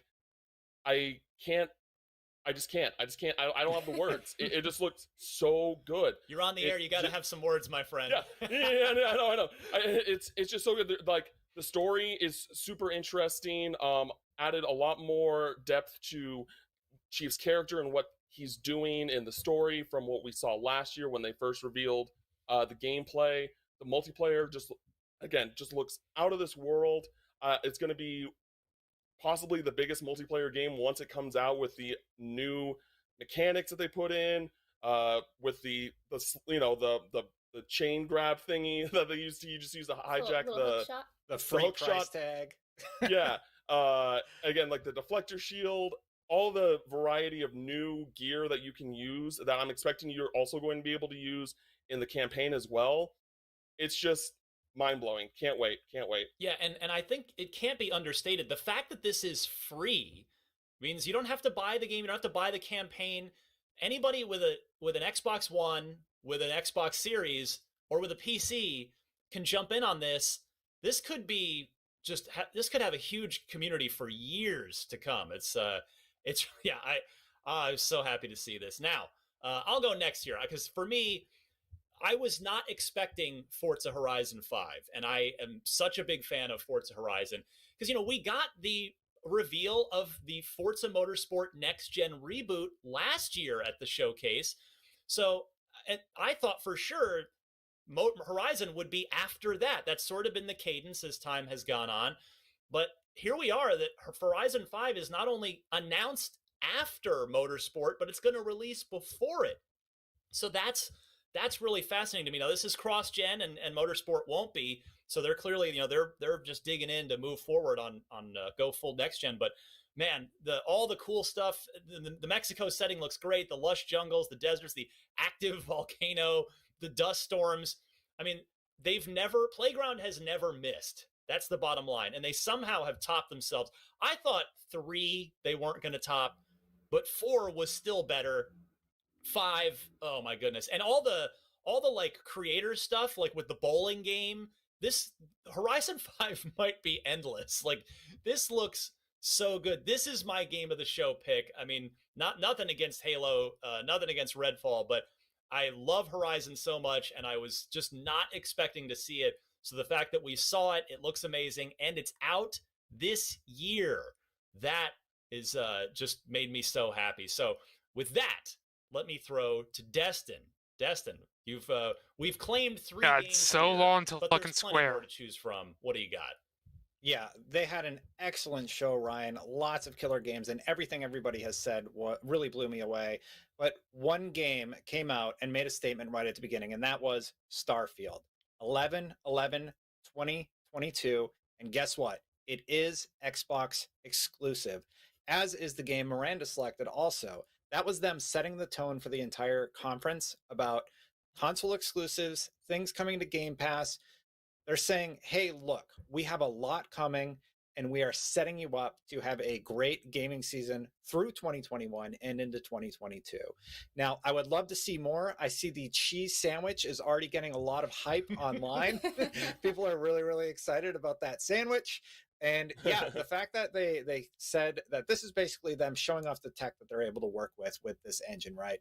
And that is great. I like the release date. I'm glad it's going to hit. Like, we know what we're going to play next season.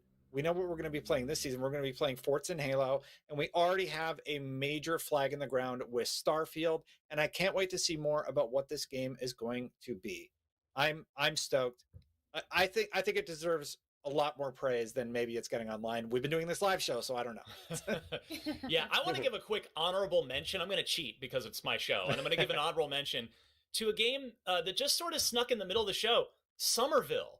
You know, it gave off inside vibes when I'm watching it, and there's a reason for that. The studio that's creating that is founded by ex-Playdead employees. So you had a family here. You had a husband, a wife, a kid, and a dog, and it looks like you're with one or more of them at different points. And this just, like, it's got a lot of those same atmospheric vibes that Limbo did and Inside did, and this is going to be one. It's going to be one of those games where you probably don't want to know anything about it going in, because I know that's how Inside is. Everyone listening to this should go play Inside and don't read any reviews. Don't find out anything about it. Just play Inside. Yeah. And Somerville, from some of those creators of Limbo and Inside, gave off those. But yeah, that's why it looked like fucking Limbo. Really cool mood. So yeah, definite honorable mention to that as well. But we're not finished yet. There's obviously more Summer of Gaming to come, but there's also more Xbox discussion to come right here. We're going to take one final short break, but IGN Summer of Gaming will be right back with more from us, and then followed by the Square-Enix E3 showcase at 12:15 p.m. Pacific. So stay tuned. Summer of Gaming is presented by the Army National Guard. So let's check in with our gaming guardsmen and find out what they thought about the Xbox and Bethesda Game Showcase. Hey, what's going on, everyone? I'm Cam11B, a former Army sniper, currently a member of the Army National Guard, working as an esports manager. So we just finished the Xbox and Bethesda Games Showcase, and holy cow, so many awesome things, especially Back 4 Blood. So I grew up playing Left 4 Dead and Left 4 Dead 2. Co-op zombie shooters. It looked freaking awesome. It's gonna have a PvP mode now. Looked like we got. I just looked at fucking Square Enix's beer chat on YouTube before it goes live, and it's literally just people spamming Gex. 42.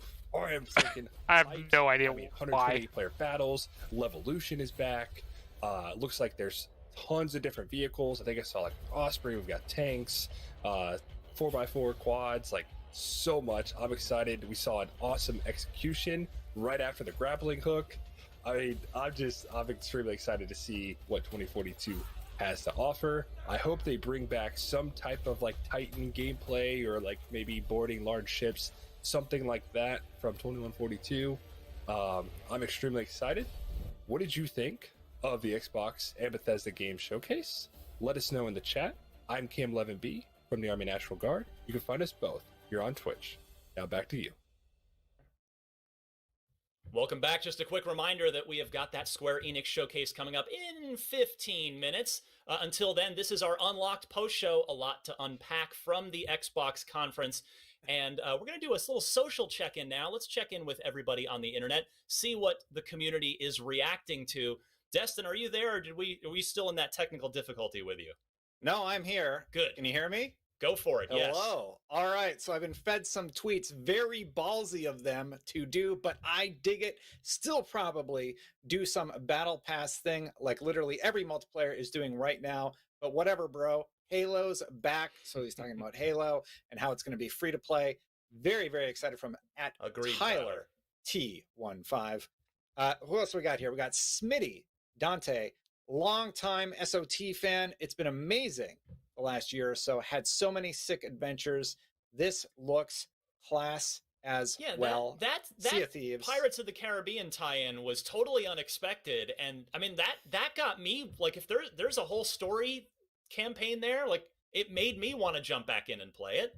I'm just 100%. disappointed we didn't see Will Turner. Where is Orlando Bloom?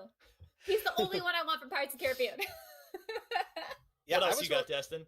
I was really surprised by that one also. I think it's a really smart integration to Sea of Thieves. Before it aired, I said, I wonder why they don't partner with somebody. And then sure enough, Disney and Pirates. Anyway, we got one from Fred His Slayer. It says, I love so much the universe of the game. I wish the game would be in third-person view. We will see in the future. That was about Redfall, Miranda's pick of the show. We didn't get everybody's take. Miranda, you really, really liked Redfall. Cam, what did you think? I thought it looked great. Like, I mean, I want to see gameplay, but there's a lot of variety in the different weapons that you can use and the different powers. I'm curious if it's like class based, if it's just like, okay, so this class has these skills. You know, we saw the character we're seeing right now. She like did like the foam booth, and she has like these purple powers. Is that a class? Is that just her character, or is there more variety customization? Based on the description of the game that we saw from the trailer, it looks like it's character based. Like, it's not classes. Okay. Each character is assigned their own powers, and they have unique abilities that they offer to their team. That's cool then. So I hope that, you know, it'll continue kind of like as a living game once it comes out, where new characters may potentially be introduced along with new content to keep the game alive, like post launch. I hope that they do something like that. Yeah, you know, I definitely got a bit of a Left 4 Dead vibe as this trailer went on, except for the part where it was, Miranda, you mentioned it earlier on, that you can play by yourself as well. So it's not just a co-op, you know, Left 4 Dead game. So I'm kind of curious how this is going to blend co-op and narrative and sort of ongoing multiplayer. There's a lot of potential with this thing. Right, and we don't know if it's going to be ongoing either. Like, Arcane doesn't really do that. Like, they could. Yeah. But as far as I know, I'm assuming this is going to be a story-based open world shooter. Yeah, we have one more tweet here from Thuggins at daddy_sauce. Love the Twitter name. As a big PlayStation fan, good for the Xbox homies personally. I think it should always be timed exclusives for all platforms, but dope y'all got a sick game coming out. There's a few sick games coming out, including a lot of third parties that are going to be hitting Day Pass day one, and that is really exciting for me. I didn't get a chance to talk about Forza Horizon 5, though, and how much it blew me away, so I'm going to steal a little bit of time here and talk about that. You got a minute, go ahead. Yeah, so it's coming out November 9th. They immediately started flexing a little bit with that ray tracing. They talked about how they use photogrammetry data to recreate the scenes, and it looks absolutely stunning. They did 24-hour shoots at 12K of the Mexican skies. So the skies you're seeing in the game are actual real skies. Ryan, they did the water in the past games, and now they're going for the skies. What is next? They're doing photogrammetry data. They're going nuts with this. They even point out like the God rays spilling through the trees. And I agree with you that Events Lab Silly Fun Mode looks absolutely stunning. It's built from the ground up for next gen. That's what Phil Spencer said, and it really, really shows. The fact that it's cross-platform is just like awesome. Clearly, this game does not look held back to me whatsoever. I'm incredibly excited to play it. And they've had an extra year, you know, because normally it was every other year. They were on 2-year dev cycles. They would alternate. Motorsport would ship one fall, and then Horizon would ship the next fall. But there's been some extra time for, obviously, Turn 10's still busy rebooting Motorsport for next gen, but Playground got an extra year as well, and that already shows on just this gameplay trailer that we got today. So yeah, I just could not be more excited for Forza Horizon 5. Now, Destin, I think it's important to take a few minutes here because we've got 10 minutes until the Square Enix showcase. So hang with us till then, and then stick around for what Square Enix is. Okay, almost Destin, time. I think it's important to talk about the idea of Microsoft having a quiet 2021, because let's be honest, I'm surprised they didn't announce any of the acquisition, but so far on the first party and the exclusivity front. But this showcase just ended that narrative. You have compiled a list of all the major and exclusive games that are out from in the second half of this year, from now until the fall. the floor is yours. Go through this because this is now a really impressive list. Yeah, so basically at the end of the show, they were sure to show a screen of everything that they have coming to Game Pass through 2021. So again, emphasizing the value of Game Pass. So June 13th, right around the corner, Yakuza Like a Dragon, a game that recently came out, is now going to be added to Game Pass. On the 22nd, we got Dark Alliance. And then July, The Ascent, Ryan, a game that you have been just talking about exclusive constantly. as well. Yep. Yeah, exclusive. On August 13th, we now have Hades coming to the platform. 12 Minutes on August 19th. In Another September, exclusive. yeah, we have Origami 2. September 23rd, Sable, that sort of really unique art style that I'm really, really excited about. We have You passed Psychonauts in August. Past Psychonauts 2. Destin, back up. August 25th. It's like, no, they have it like arranged in a weird way. So yes, Psychonauts 2, August 25th. And I also forgot Flight Simulator, something people have been begging us to talk about, is hitting console on the 27th. And that was all 4K captured in engine. It looks stunning, and it has that Maverick tie-in. Yes, the right? Top Gun thing, another smart Yes. tie-in. And what's an interesting footnote on Flight Sim, too, I think is worth pointing out. You know, there was this big deal made last year about PlayStation. We believe in generations, and everything's just going to go to PS5. And they've done a lot of cross-gen stuff. And Microsoft was honest and said, we're going to support both old gen and new gen for a while. And they caught a lot of crap for it.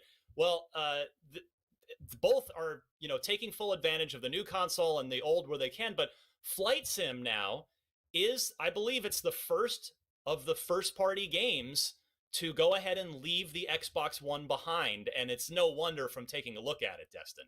Yeah, and I think that's the way you handle it. When you can do cross-platform, you do cross-platform.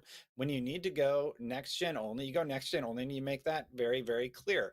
Flight Simulator is one of those games. What this game is doing technically is just, the older platforms just can't handle it. So it's really, really great to see. It would have been interesting, though, if they had used that as an opportunity to show off the streaming service that Game Pass offers, that they have said before this conference, to get it out of the way, is coming to console. So I have to wonder if that's going to be something we hear about later in the year, but that is speculation on my part. Continuing through this absolutely insane list. So what do we got? I was in September for Sable. In October, we have Age of Empires 4. That is another game that just hits every time we talk about it. For PC, October 12th is also Back for Blood. We have a few slated for Paul. Back for Blood, though, hold on. That's another major. We talked about, Outriders was a big deal earlier this year, and MLB The Show. Back for Blood, that's a big deal too for a third-party game straight into Game Pass. Yeah, and yes, huge. Now everybody's going to play it on Xbox because Game Pass has, I think, almost 20 million subscribers at this point, and now you're getting all of these games just for being part of that subscription service, which is really, really cool. And then Scorn is still slated for fall, and Anacrust is still slated for fall, which sort of hit within that window. But then it really, really heats up near the end of the year. There's a few titles like The Gunk, Hello Neighbor 2, and Among Us that are hitting somewhere in 2021. But when it heats up is November. You have Forza planting their flag in the ground. We know Halo Infinite is also coming this holiday season, the multiplayer specifically on this chart. So we have a lot to look forward to. Xbox gamers have a lot to look forward to. And this is just an absolute killer lineup. Basically, at this point, if you're just outright denying that Game Pass is a phenomenal value, you're either not paying attention or you have an axe to grind. It's as simple as that. It's a phenomenal value. I think everybody recognizes that. It's been called the Netflix of gaming. It's stupendous. It is a huge win for consumers and developers. I'm a big fan of what they're doing here. And the reason we keep coming back to it too, because it's just really surprising how good it is. And that's why I think we emphasize that so much. It's not just because it's like, oh, well, we're the Xbox show, so we have to talk about this. It's like, no, it's just like, how is this a thing? Like, it's just really such a big deal if you are playing a lot of games on PC, if you want Game Pass Ultimate, or of course, if you have an Xbox, why not? Yeah, and the Miranda was the Outer Worlds 2 for that. I feel like that kind of just came and went. This is another game. We didn't even talk about it. Possibly the best trailer, just as because it was the whole thing was tongue in cheek. Like That I was laughing through the whole thing. Yeah, that was just a very self-aware. It's like, here's the lens flare, and we're like, wait, what is it? Is this Outer Worlds? I don't know. And then it keeps going on, and like the narrator's just having a good time with it. I think Ethan. I will say that was like the best trailer like aware ever. as well. I think Like, when yeah, they just didn't show anything really, other than oh hey, new game, the trailer narrator was But saying. God, just it's kind of hilarious. Shrugs. It's really funny. But good to see Outer Worlds 2 come in. And now we know. So now we know all 3 projects that Obsidian is on. So you know Microsoft purchased Obsidian, and they're getting a pretty good bang for their buck there because they've got Grounded, which has been successful in early access Xbox game preview so far. Avowed, obviously further out on the horizon, but it did get a quick shout out from Phil there towards the end. That's knee deep in development. That's going to potentially a huge RPG. And now the Outer Worlds 2. And in fact, kind of on that note, Cam, the Xbox, I feel like in the early days of Xbox, even into the 360 years, the Xbox was kind of known as the shooter box. And that's great. There were a lot of great shooters, but now I feel like yeah, I definitely agree with this. Like, Western RPGs. Xbox used to be, you know, everything shooter. You got all these new you know, RPG and now it's like you got like now, everything coming out. Outer Worlds 2, Avowed. You know, the Outer Worlds is going to be. It's like now. Xbox was always shooters, PlayStation was always you know, we're fucking getting, and then we're getting story games of old IP, that and then Nintendo was always like platform 360 and original Xbox, like you Fable. know, concept kind of stuff. There's so much to love. I can't wait to play. Because like Nintendo used to always have like the most varied library, I guess.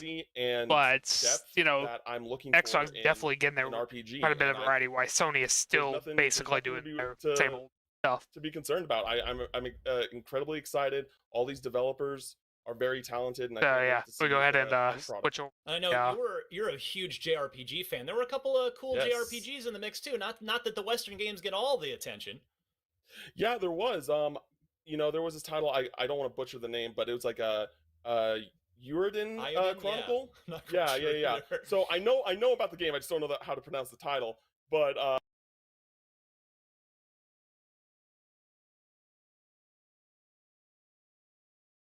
say, what the hell? I put the auto. Oh, I put a crush mark instead of any time. Whoops. I mean, not that it would have mattered anyway. I probably would have had to refresh it. Thing.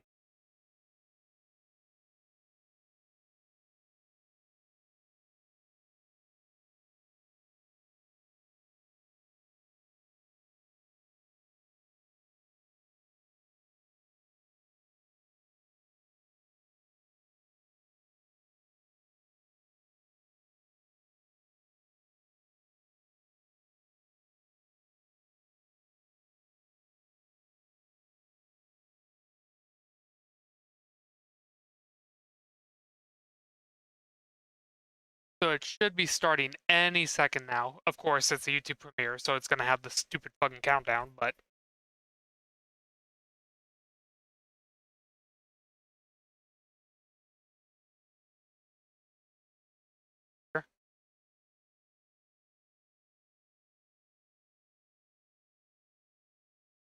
Come on.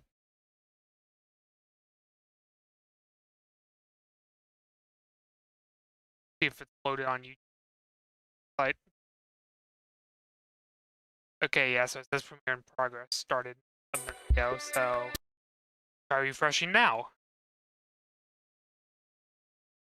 Okay. I'm assuming it's gonna be the same case as last time. I'm gonna have to load up the actual website, not the... Seriously? You gotta sign in? Ugh. Wait, I can't fucking... Seriously?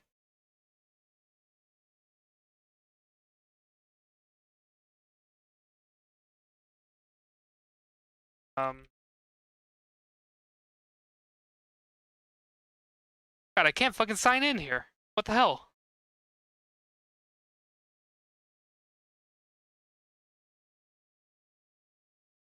Are you kidding me?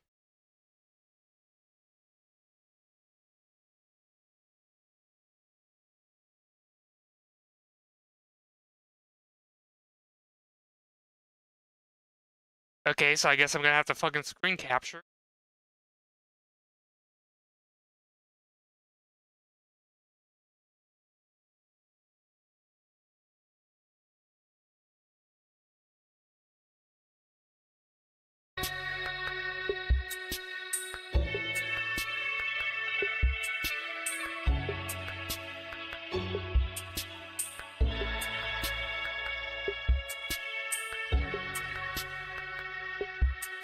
Hey, fucking, where are we here? Window capture.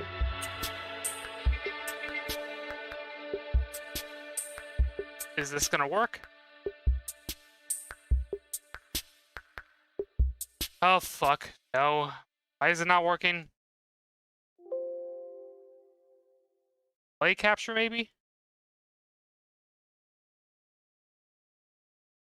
But yeah, no, I can't do this. Everyone, it's Matt Mercer here, and I'm back as your host of Square-Enix. Okay, well, at least you can hear why I figure this out. Today, we have a special E3 edition of the show for you, with new game announcements, updates, and exciting news from our studios across the globe. Fucking hell. So let's kick off with the world premiere of a brand new game from Eidos Montreal.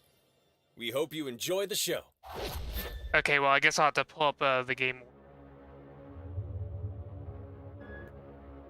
See here. I am so proud of you. .com. Do you know what a birthright is, Peter? Where in the hell is the stream at? Something that's a part of you. Like your name. Gardeners of the Galaxy? What? No, Rocket. So I let Groot fill out the paperwork. Okay. So we got fined. We appear to be 6,963 units short. I know. Of course they had to fucking need a plan. age lock it. If you see anything with claws the size of rats, let me know. We got this. So we got Okay. 6,963 units short. I know. We clearly need a plan.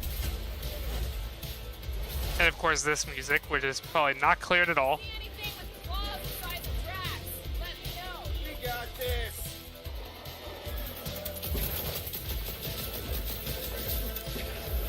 Drax, roll. No.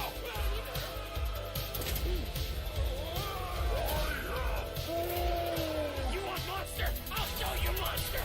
No! We disrobe! Keep your pants on. Although it could be used as a distraction. Smash him up, Drax! Meet your maker! We're all professionals here, right? Maybe we can work something out. Here! You had one job, Quill. I did exactly what? Gamora, no killing teammates! That's who! It's literally in your contract! I made no such commitments. In less than 3 cycles, all we lost is So what in the hell is this? We can do this together! I mean, as much as I love this song, like, I'm probably gonna get fucking muted for it.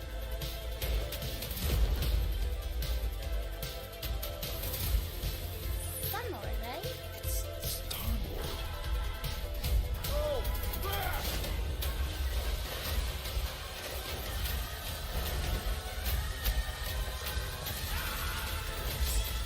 Oh, wait. No, it's Guardians of the Galaxy, duh. Okay.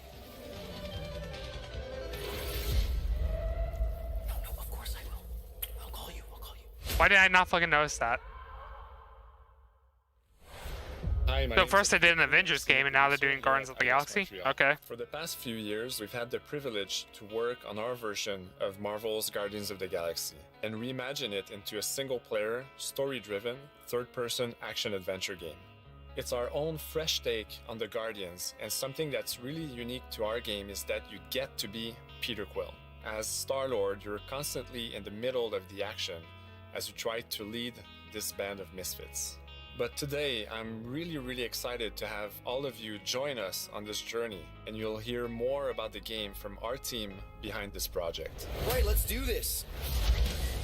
I've always loved Marvel's cosmic characters. Growing up as a kid, I read them, enjoyed them, loved them. I had the opportunity to write for Marvel on some of their cosmic titles. I went back with the help of Bill Roseman, the editor, and kind of cherry-picked characters from Marvel's past. The opportunity here was to build a team, but to make it all underdogs, so that the reader would think, oh my gosh, how is this team going to survive? And that became the Guardians of the Galaxy comic, which we loved working on. I remember the first time that the Marvel crew came to Montreal. We were showing them the design of the characters, how they would look, and they stayed silent. But yeah, I do hope this goes over better than Avengers did, because that was so bad. Like, they hate it. We realized how much that Marvel and Eidos Montreal share and have in common, and that we knew the Guardians were... I mean, it is a different studio this time, so... That Eidos were kind enough to show me. I think he's fantastic and absolutely in the spirit of what these characters are. What makes the gameplay experience unique to me is no matter in what phase of the game you are, whether you're in exploration or you're fighting, the Guardians are constantly around you and you never feel alone. While you're the leader, the Guardians will also challenge you and make decisions on their own, and you will have to adapt to it. You are literally part of the Guardians of the Galaxy. The decisions you'll make will have lighthearted to haunting repercussions, and the game will react to what you do and say. Gamora, no killing teammates! Says who? It's literally in your contract! I made no such commitment. You are playing as Star-Lord and you're using your blasters and you're using your jet boots. Star-Lord is really empowering. He's very agile on the battlefield. He can slide and over with his jet boots. Of course, he has his elemental blasters that have different powers as well. And on top of all of this, he can use the unique abilities of his Guardians. We're not pirates. We're legally incorporated heroes for hire. Gardeners of the Galaxy? What? No! The story is about a group of misfits, the Guardians. In our world, they've been together for less than a year. They create something on a small scale that looks insignificant.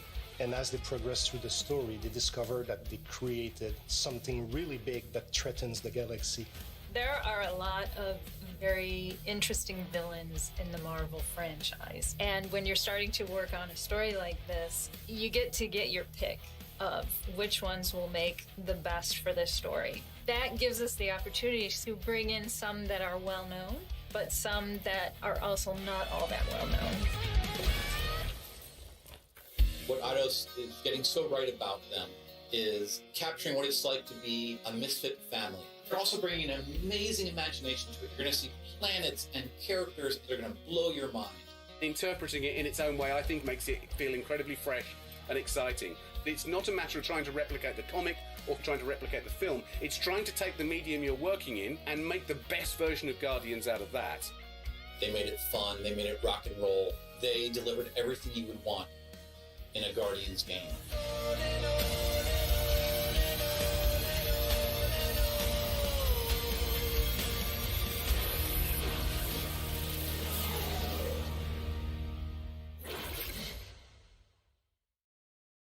That was a pretty good announcement to start off with. Oh, jump straight into gameplay.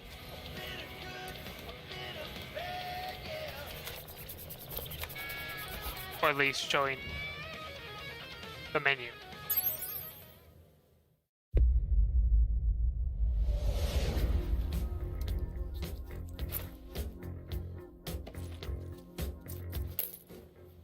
"37 units?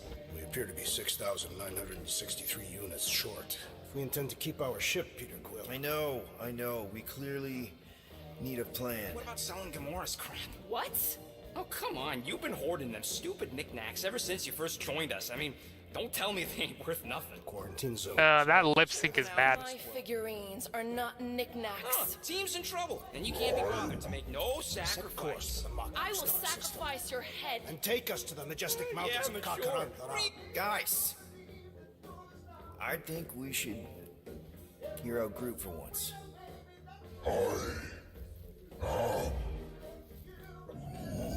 You know, the only problem with your plan is that Lady Hellbender only buys monsters, and you are not a monster. Groot, are you really offering to... No, he is not offering that, okay? It could work. Sell Groot? I guess we could bust him out after. Absurd. Lady Hellbender seeks the monster within. The small, ugly one is clearly the correct choice. He's cruel, sadistic, and his soul is filthy and filled with rage. I vote we sell Groot. I honestly think Lady Hellbender will go for it. Yeah, well, I vote for not Groot. I also vote for the creepy little beast. 2 votes each. Peter? Well, Rocket's definitely scarier on the inside.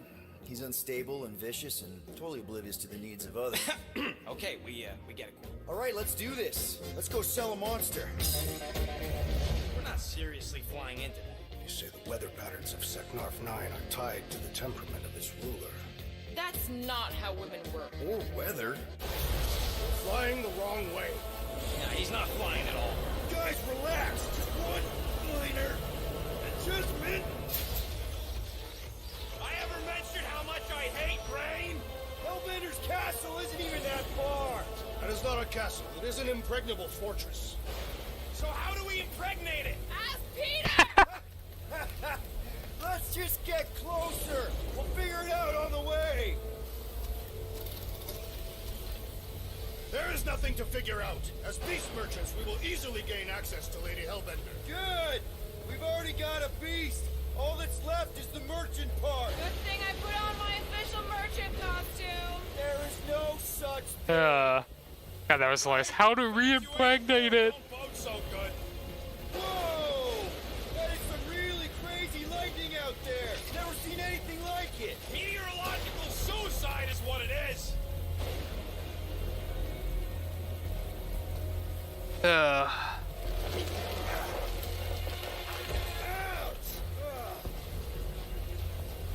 Hey, is my jacket all right? At least you got a jacket. Some of us are soaking here. Less whining, more walking. Hey, Stormlord, we ain't seriously walking through this. It'll take forever in this storm. Stop complaining. The hardship will strengthen your spirit. I face more than enough hardship. Thank you very much. You are welcome, Feeble One. We got this. Just don't fall and we'll be fine. Whoa, whoa, whoa. Whoa. Whoa, whoa, whoa, whoa.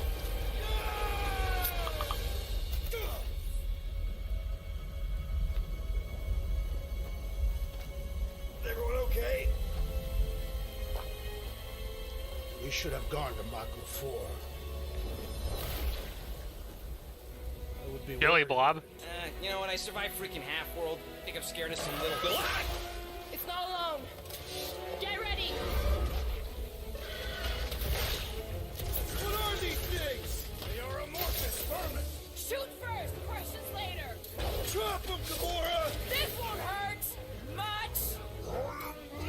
Smash them off, Drax! Meet your maker. Steel Boy's enjoying this way too much. This is the local fauna. It's about to be an endangered species. Groot, Hawkeye time! Oh, you Rocket! Time to go boom! So yeah, it's like an action RPG, kind of like I'm eager to experience a Lady recent Hellbender's Final Fantasy. legendary menagerie. Should we ask them for directions? I'm thinking maybe they are directions.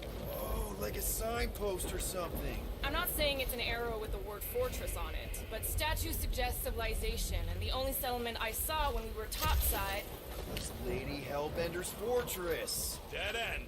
That's just great. It's a retractable bridge. They used them at the prison I was in. Too bad the controls are on the other side of the giant chasm. What do you not have time to dawdle in this jungle? I shall hurl the creature over the chasm so he may activate the bridge. I may activate a hole through your face. Put me. Oh, It'll you be make fine. choices. Just curl up in a ball. What? Drax, throw him. No. Very well. Peter? It's okay. He'll land on his feet. Ooh. I guess that only applies to cats. You sons of sharks! Scut busting ass! I am not familiar with these words. Order the beast to do its job. Rocket, come on, man. Ram it, dash face! Fix the bridge and we'll raise your cut by 5%. I want 10. Okay, deal.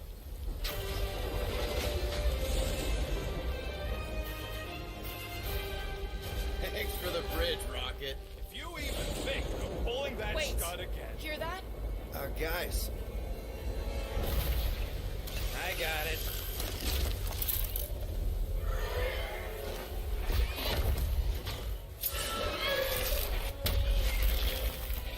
Huh.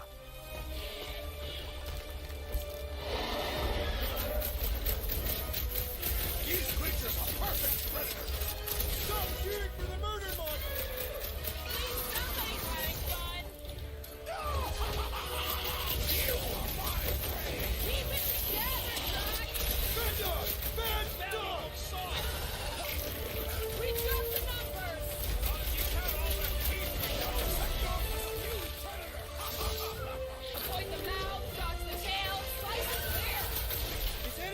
this planet not trying to kill us? Guys, huddle up! Already missing the jiggle jellies. They keep moving around. It is past time, my friends. Don't get too close to that map. This guy barely feels it. Yeah, I smell it too. Come on, we got this. I am not surprised that they got this kind of music game because like the big part of like Guardians of the Galaxy was the mixtape stuff. So yeah.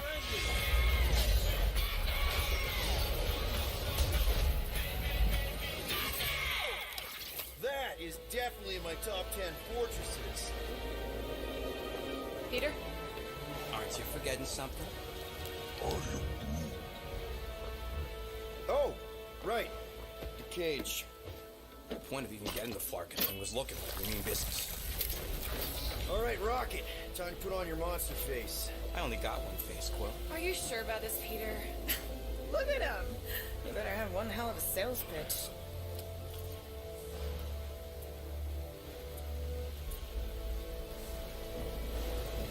Maybe Gamora's right. We should try selling Groot instead. Really? This is an affront to democracy. I just think that we might need Rocket on the outside for this one. Yeah, we noticed. You want to make that call, then you better not mess this up. You hang tight there, bud. When the time comes, I'll get you out of there. Rocket style if I got it. Drat. Gamora, can you help me with this? What? Why? To guarantee your safety as a leader. Come on. Don't look at me. I ain't pulling that thing. Remember, buddy, menacing! Like me, only bigger. I am Groot. Not bad. Not bad. This Easy, baby. walking sim. So, how long before someone else wants to pull this thing? We are 60 clicks from the fortress. I'd say closer to 75. We got this!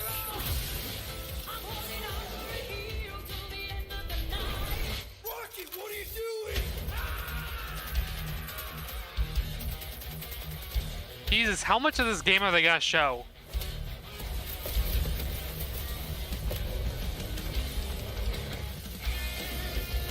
Like, I'm glad they're giving us actual gameplay, but it is dragging on definitely a bit too long. Like, we didn't need this whole extra trailer bit at the end. And they probably could have cut out a bit of the gameplay from the, you know, center part there.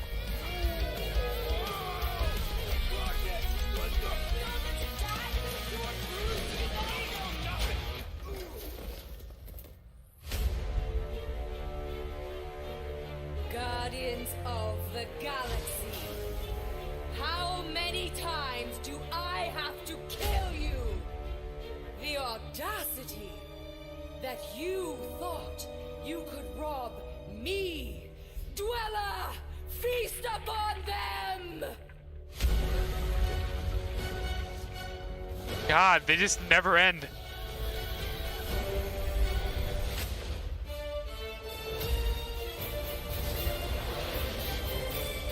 Okay, so come on basically all the platforms, and of course the same PC means probably Epic.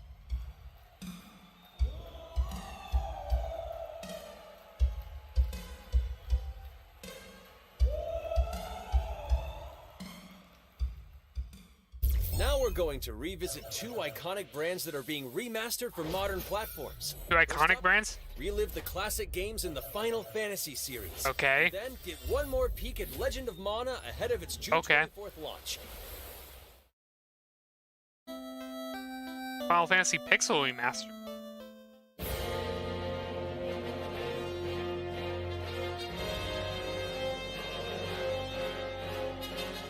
Okay, so...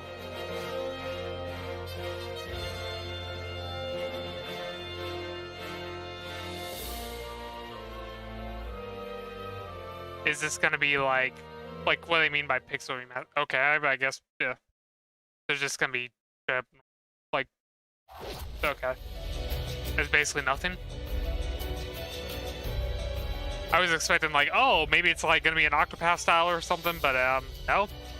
It sounds like they're basically just pouring it and end up resing the pixel. So.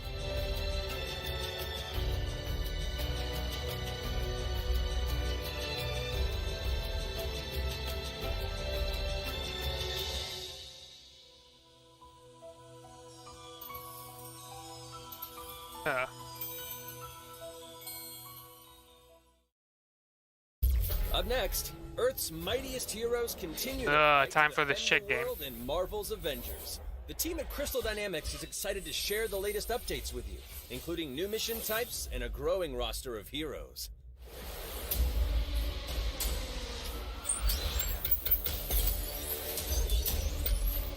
Avengers, secure that super weapon at all costs. Cosmic energy is building up. 30-second counts, people. Keep it moving. It's beautiful, isn't it?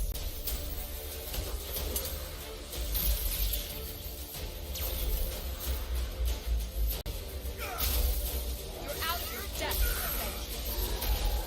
Shutting you down, Monica.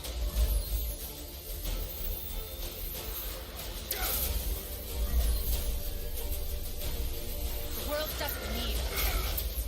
AIM will save this world. I will save it. There is no end to these crumbs. You don't understand what that cube is capable of.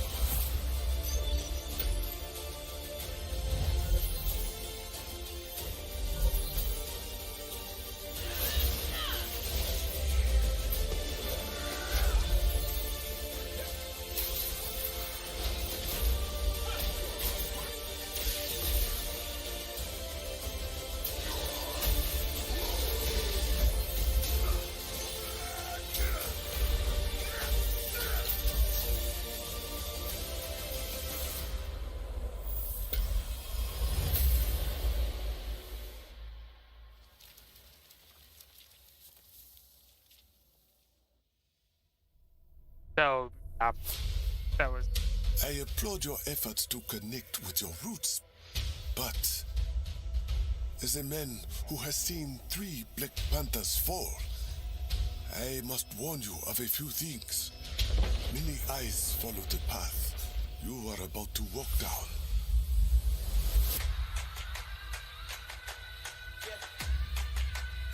They say I walk like a king, talk like a king. You can act around now, say the same. You just wanted to show off They these chasing the suits. fame, they all want the name. But they ain't got what's running through these veins. Make way for the king. It is Claw.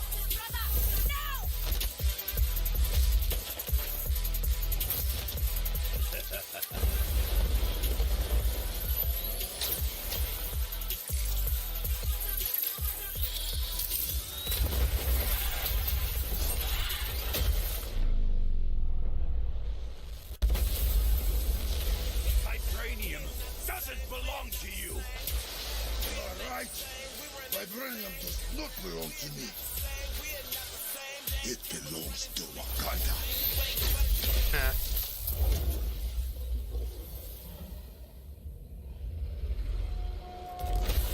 Look at me now, you can't hold me down. So give me the crown. They say I walk like a king, talk like a king. You can act around now, say the same thing. They chasing the fame, they all want the name. Stadia. Yeah. Now it's time to give mobile players a quick look at some of the games that will be available in the coming months. Good evening, 426. God, now we got mobile Intelligence stuff. reports a new threat to global stability. Their reach Oh, is him, unlike man. anything we have seen before. Yeah. Following Agent 47's disappearance, you were selected because of your remarkable skills. Execution must be perfect. We will strike from the shadows, and they will never know what hit them.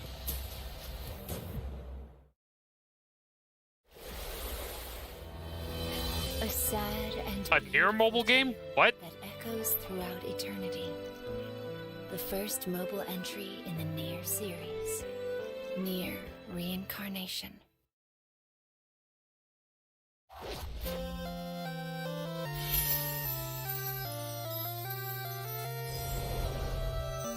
Okay, so we got no Final Fantasy thing. Yeah. Or Brave X stuff.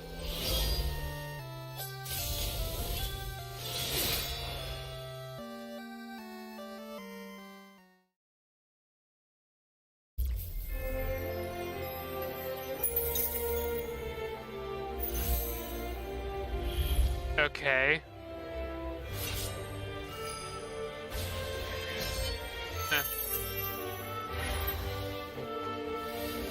So yeah, again, X stuff.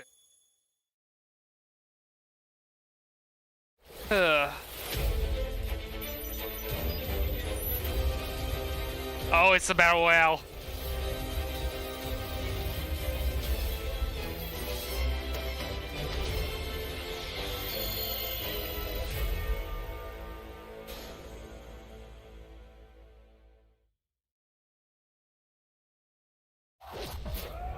Today, the team at Platinum Games is giving you an Platinum? exclusive look at the epic world of Babylon's Fall, featuring fluid combat, powerful weapons, and a unique art style.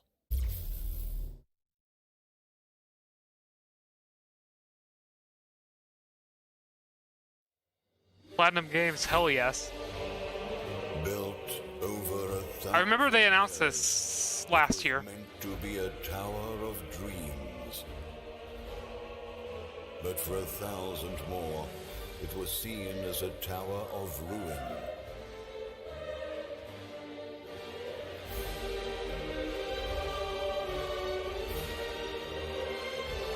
Persevering through fire and ice and the coldest of winds, eventually the tower became a symbol of unrelenting ambition. That tower's name is Babylon.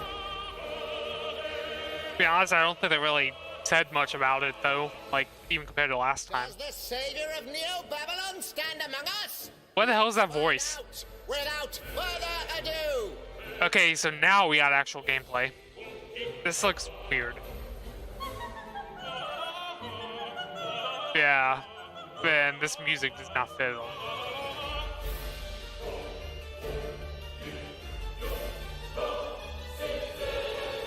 If I'm to die, then I'll die for hope, for what little hope there may be.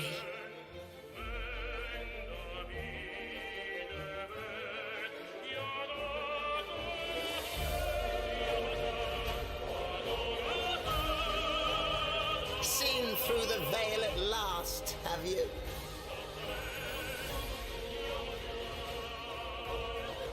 We're all prisoners of our subjective reality.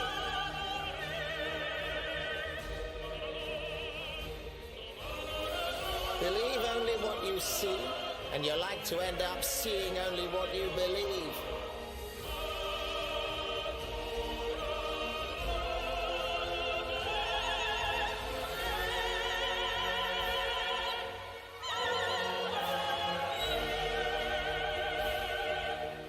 Not but 2 paths lie ahead. Ascend to the heaven above the tower, or fall like this one now before you. Now begins its tale of both hope and despair.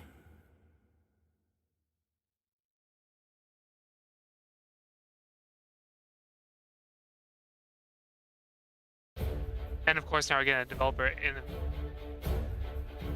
プラチナゲームズは本当にアクションという部分に関しては世界屈指のデベロッパーだと思ってますし、ニーアオートマタでそれが証明できたんじゃないかなと思ってます。ニーアオートマタのアクションをもっと楽しむためにどうしたらいいかで選ばれたジャンルがハック&スラッシュでしたので、このゲームのコンセプトは端的に言うとニーアオートマタのアクションでハック&スラッシュというジャンルを楽しむということになります。もちろん一人でも遊べるんですけど、4人でダンジョンを攻略していくゲームになります。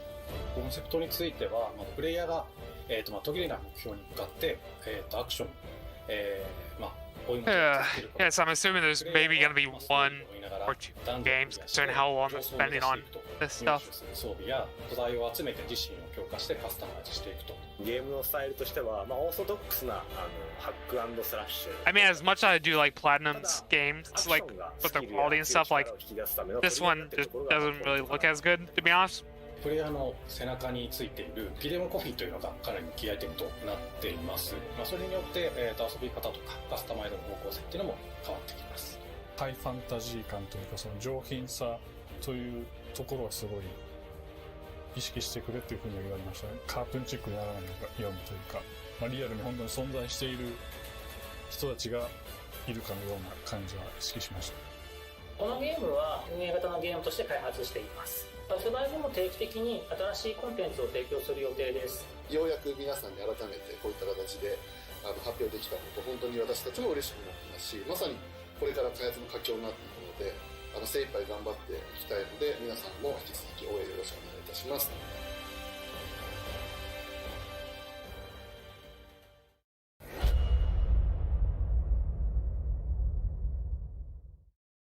Now let's check out the next major entry in the popular Life is Strange series, True Colors. The team at Deck 9 is ready to give you a deeper look at Alex Chen's psychic power of empathy. But first, here's a look at the Life is Strange Remastered Collection. Feels so weird to be back. After 5 years, you're still Max Caulfield. What do you remember about us as kids? I think about us as little pirates, running and jumping through Arcadia Bay. We are awesome!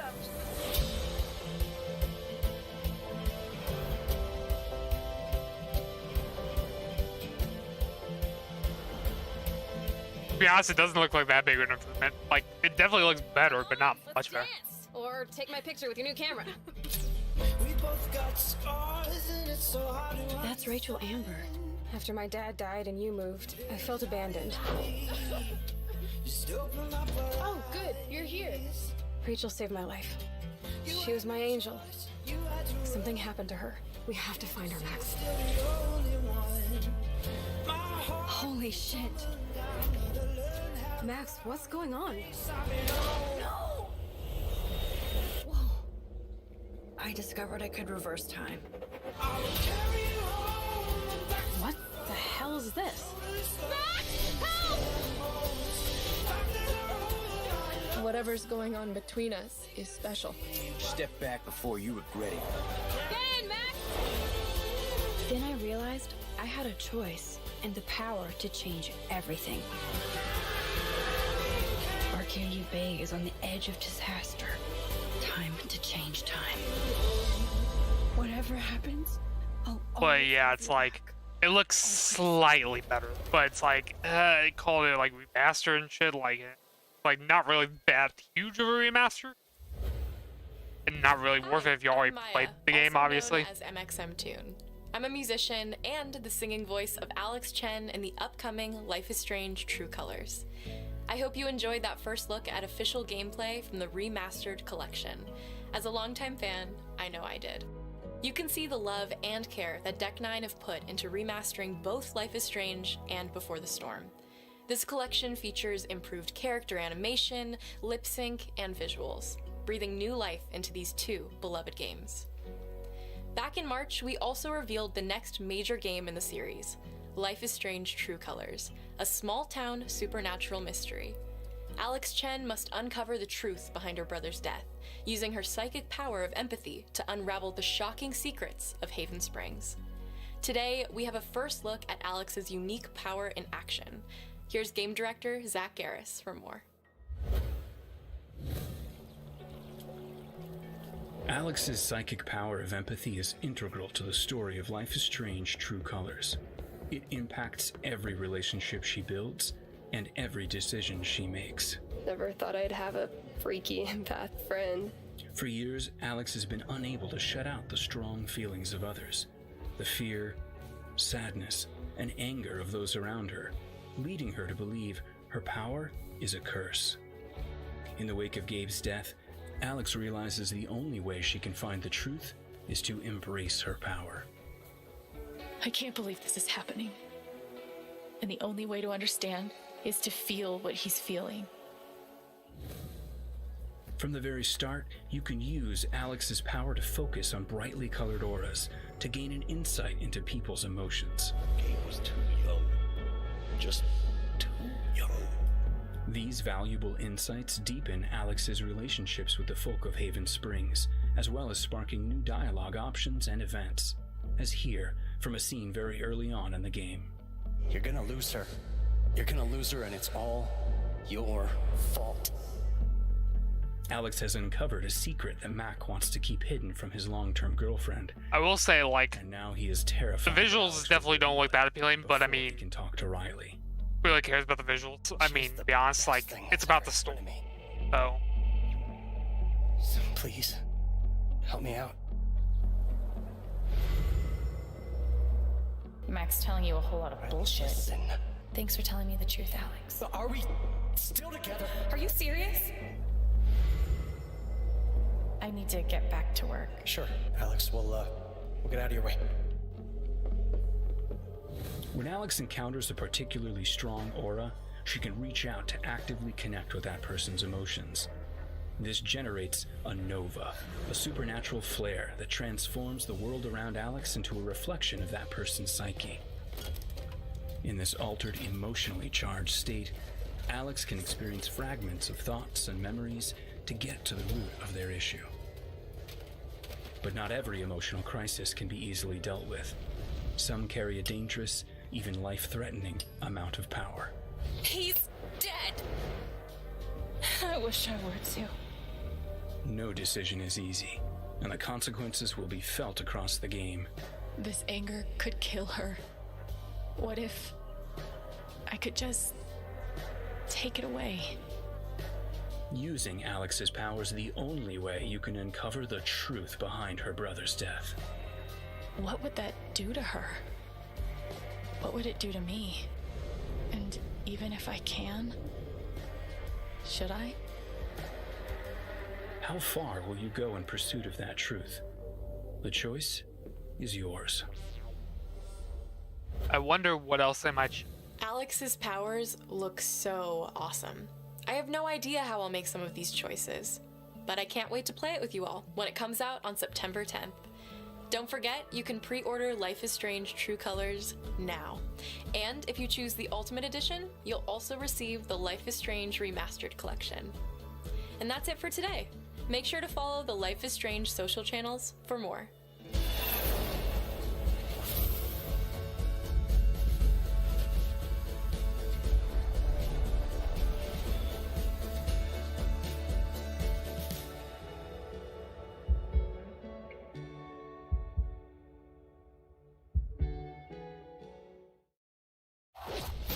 And now, we are excited to unveil a brand new Team Ninja. What? Square-Enix Japan. Oh? This is bleak.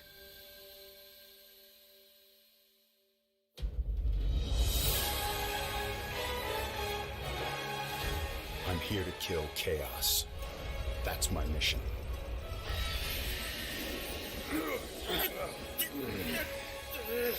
Looks like chaos has been waiting for us. So yeah, the leak is real. You gonna make us go in there and find you? Guess we'll just show ourselves in. I only know one thing. I want to kill chaos. I need to. It's not a hope or a dream. It's like a hunger. Thirst. Move aside! You're dust! You sure chaos is here? Yeah, they can only squash monsters for so long. I hate doing pest control. This is the Shrine of Chaos. He's here. We just have to hunt him down. Feel the pain!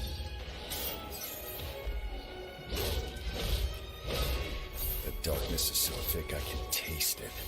This is it. No doubt. Die already! There was a knight who left on the same journey as you, but never returned. His name was Garland. If you could, I would be grateful if you looked for him. Chaos.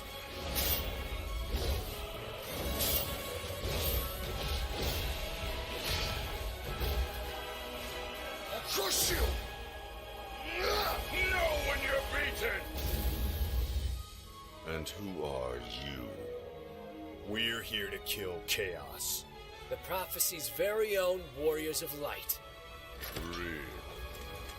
He always wore such splendid armor, with a helmet that was terrifying to behold. It's Garland. No. I become Chaos.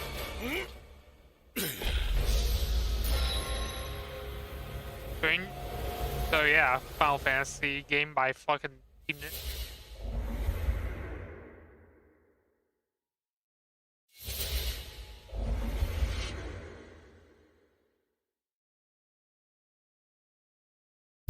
I'll leave you with a look at some of the amazing Square-Enix titles you can play now, as well as those to come. I hate to be the bearer of bad news, but Just hit me with it. I'm gonna drop plate number 7. They're gonna do what?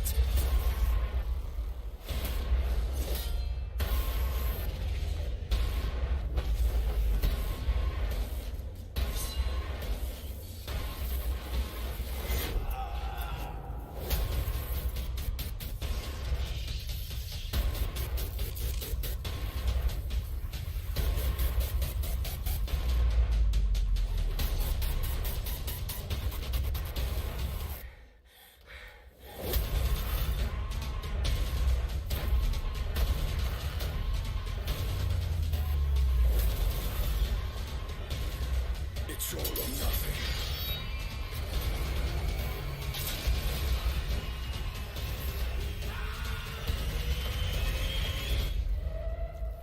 Of course I will. I'll call you. Thank you for joining us today. Keep an eye out for news about our next Square-Enix Presents.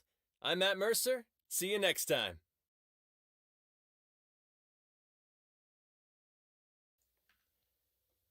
And there we go.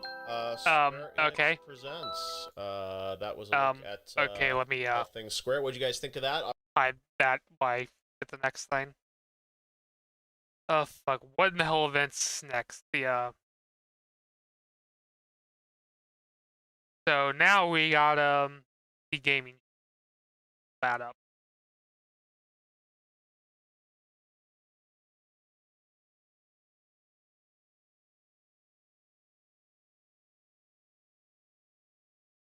Not till 4:30. What?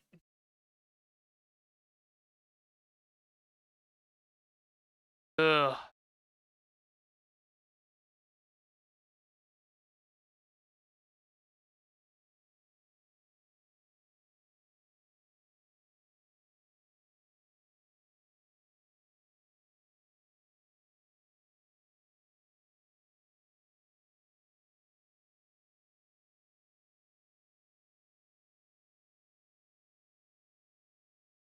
So, to be honest, I think I might actually end stream for a time being because there's no way I'm just gonna have this going in the background until fucking 4:30.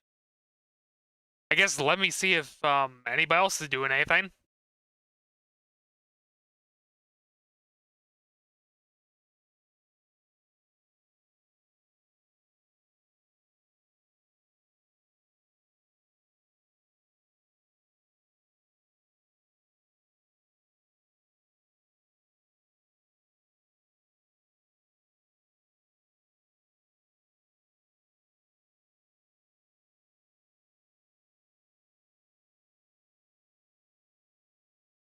Yeah, and the Warner Bros. Thing doesn't start till 5.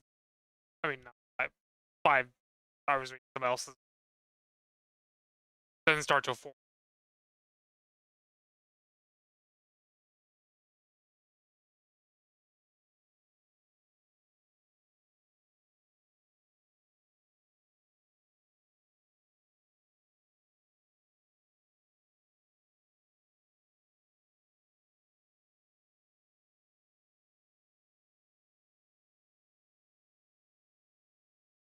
So, yeah, I guess I probably should just end this for now because I did not realize that was gonna be that fucking long of a break. Like 30 minutes or so, whatever. Sure, I could wait, whatever, for that, but I am not sitting here for like a whole hour, hour and a half. Because I mean, it would only be an hour if I was watching the Back for Blood showcase thing. But to be honest, I'm not sure if I want watch that anyway, so probably be like an hour and a half until I stream anyway. The next. Yeah, I guess I might as well just end it for now. If the gonna play, I guess.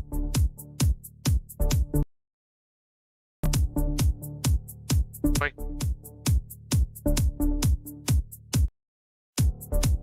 There we go.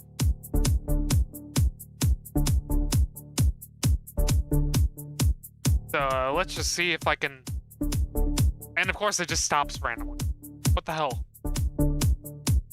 I mean, apparently it's still open to stream, I guess.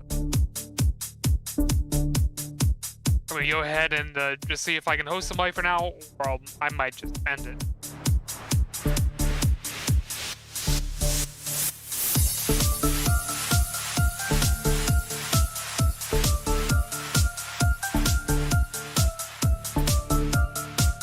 Yeah, to be honest with you. So.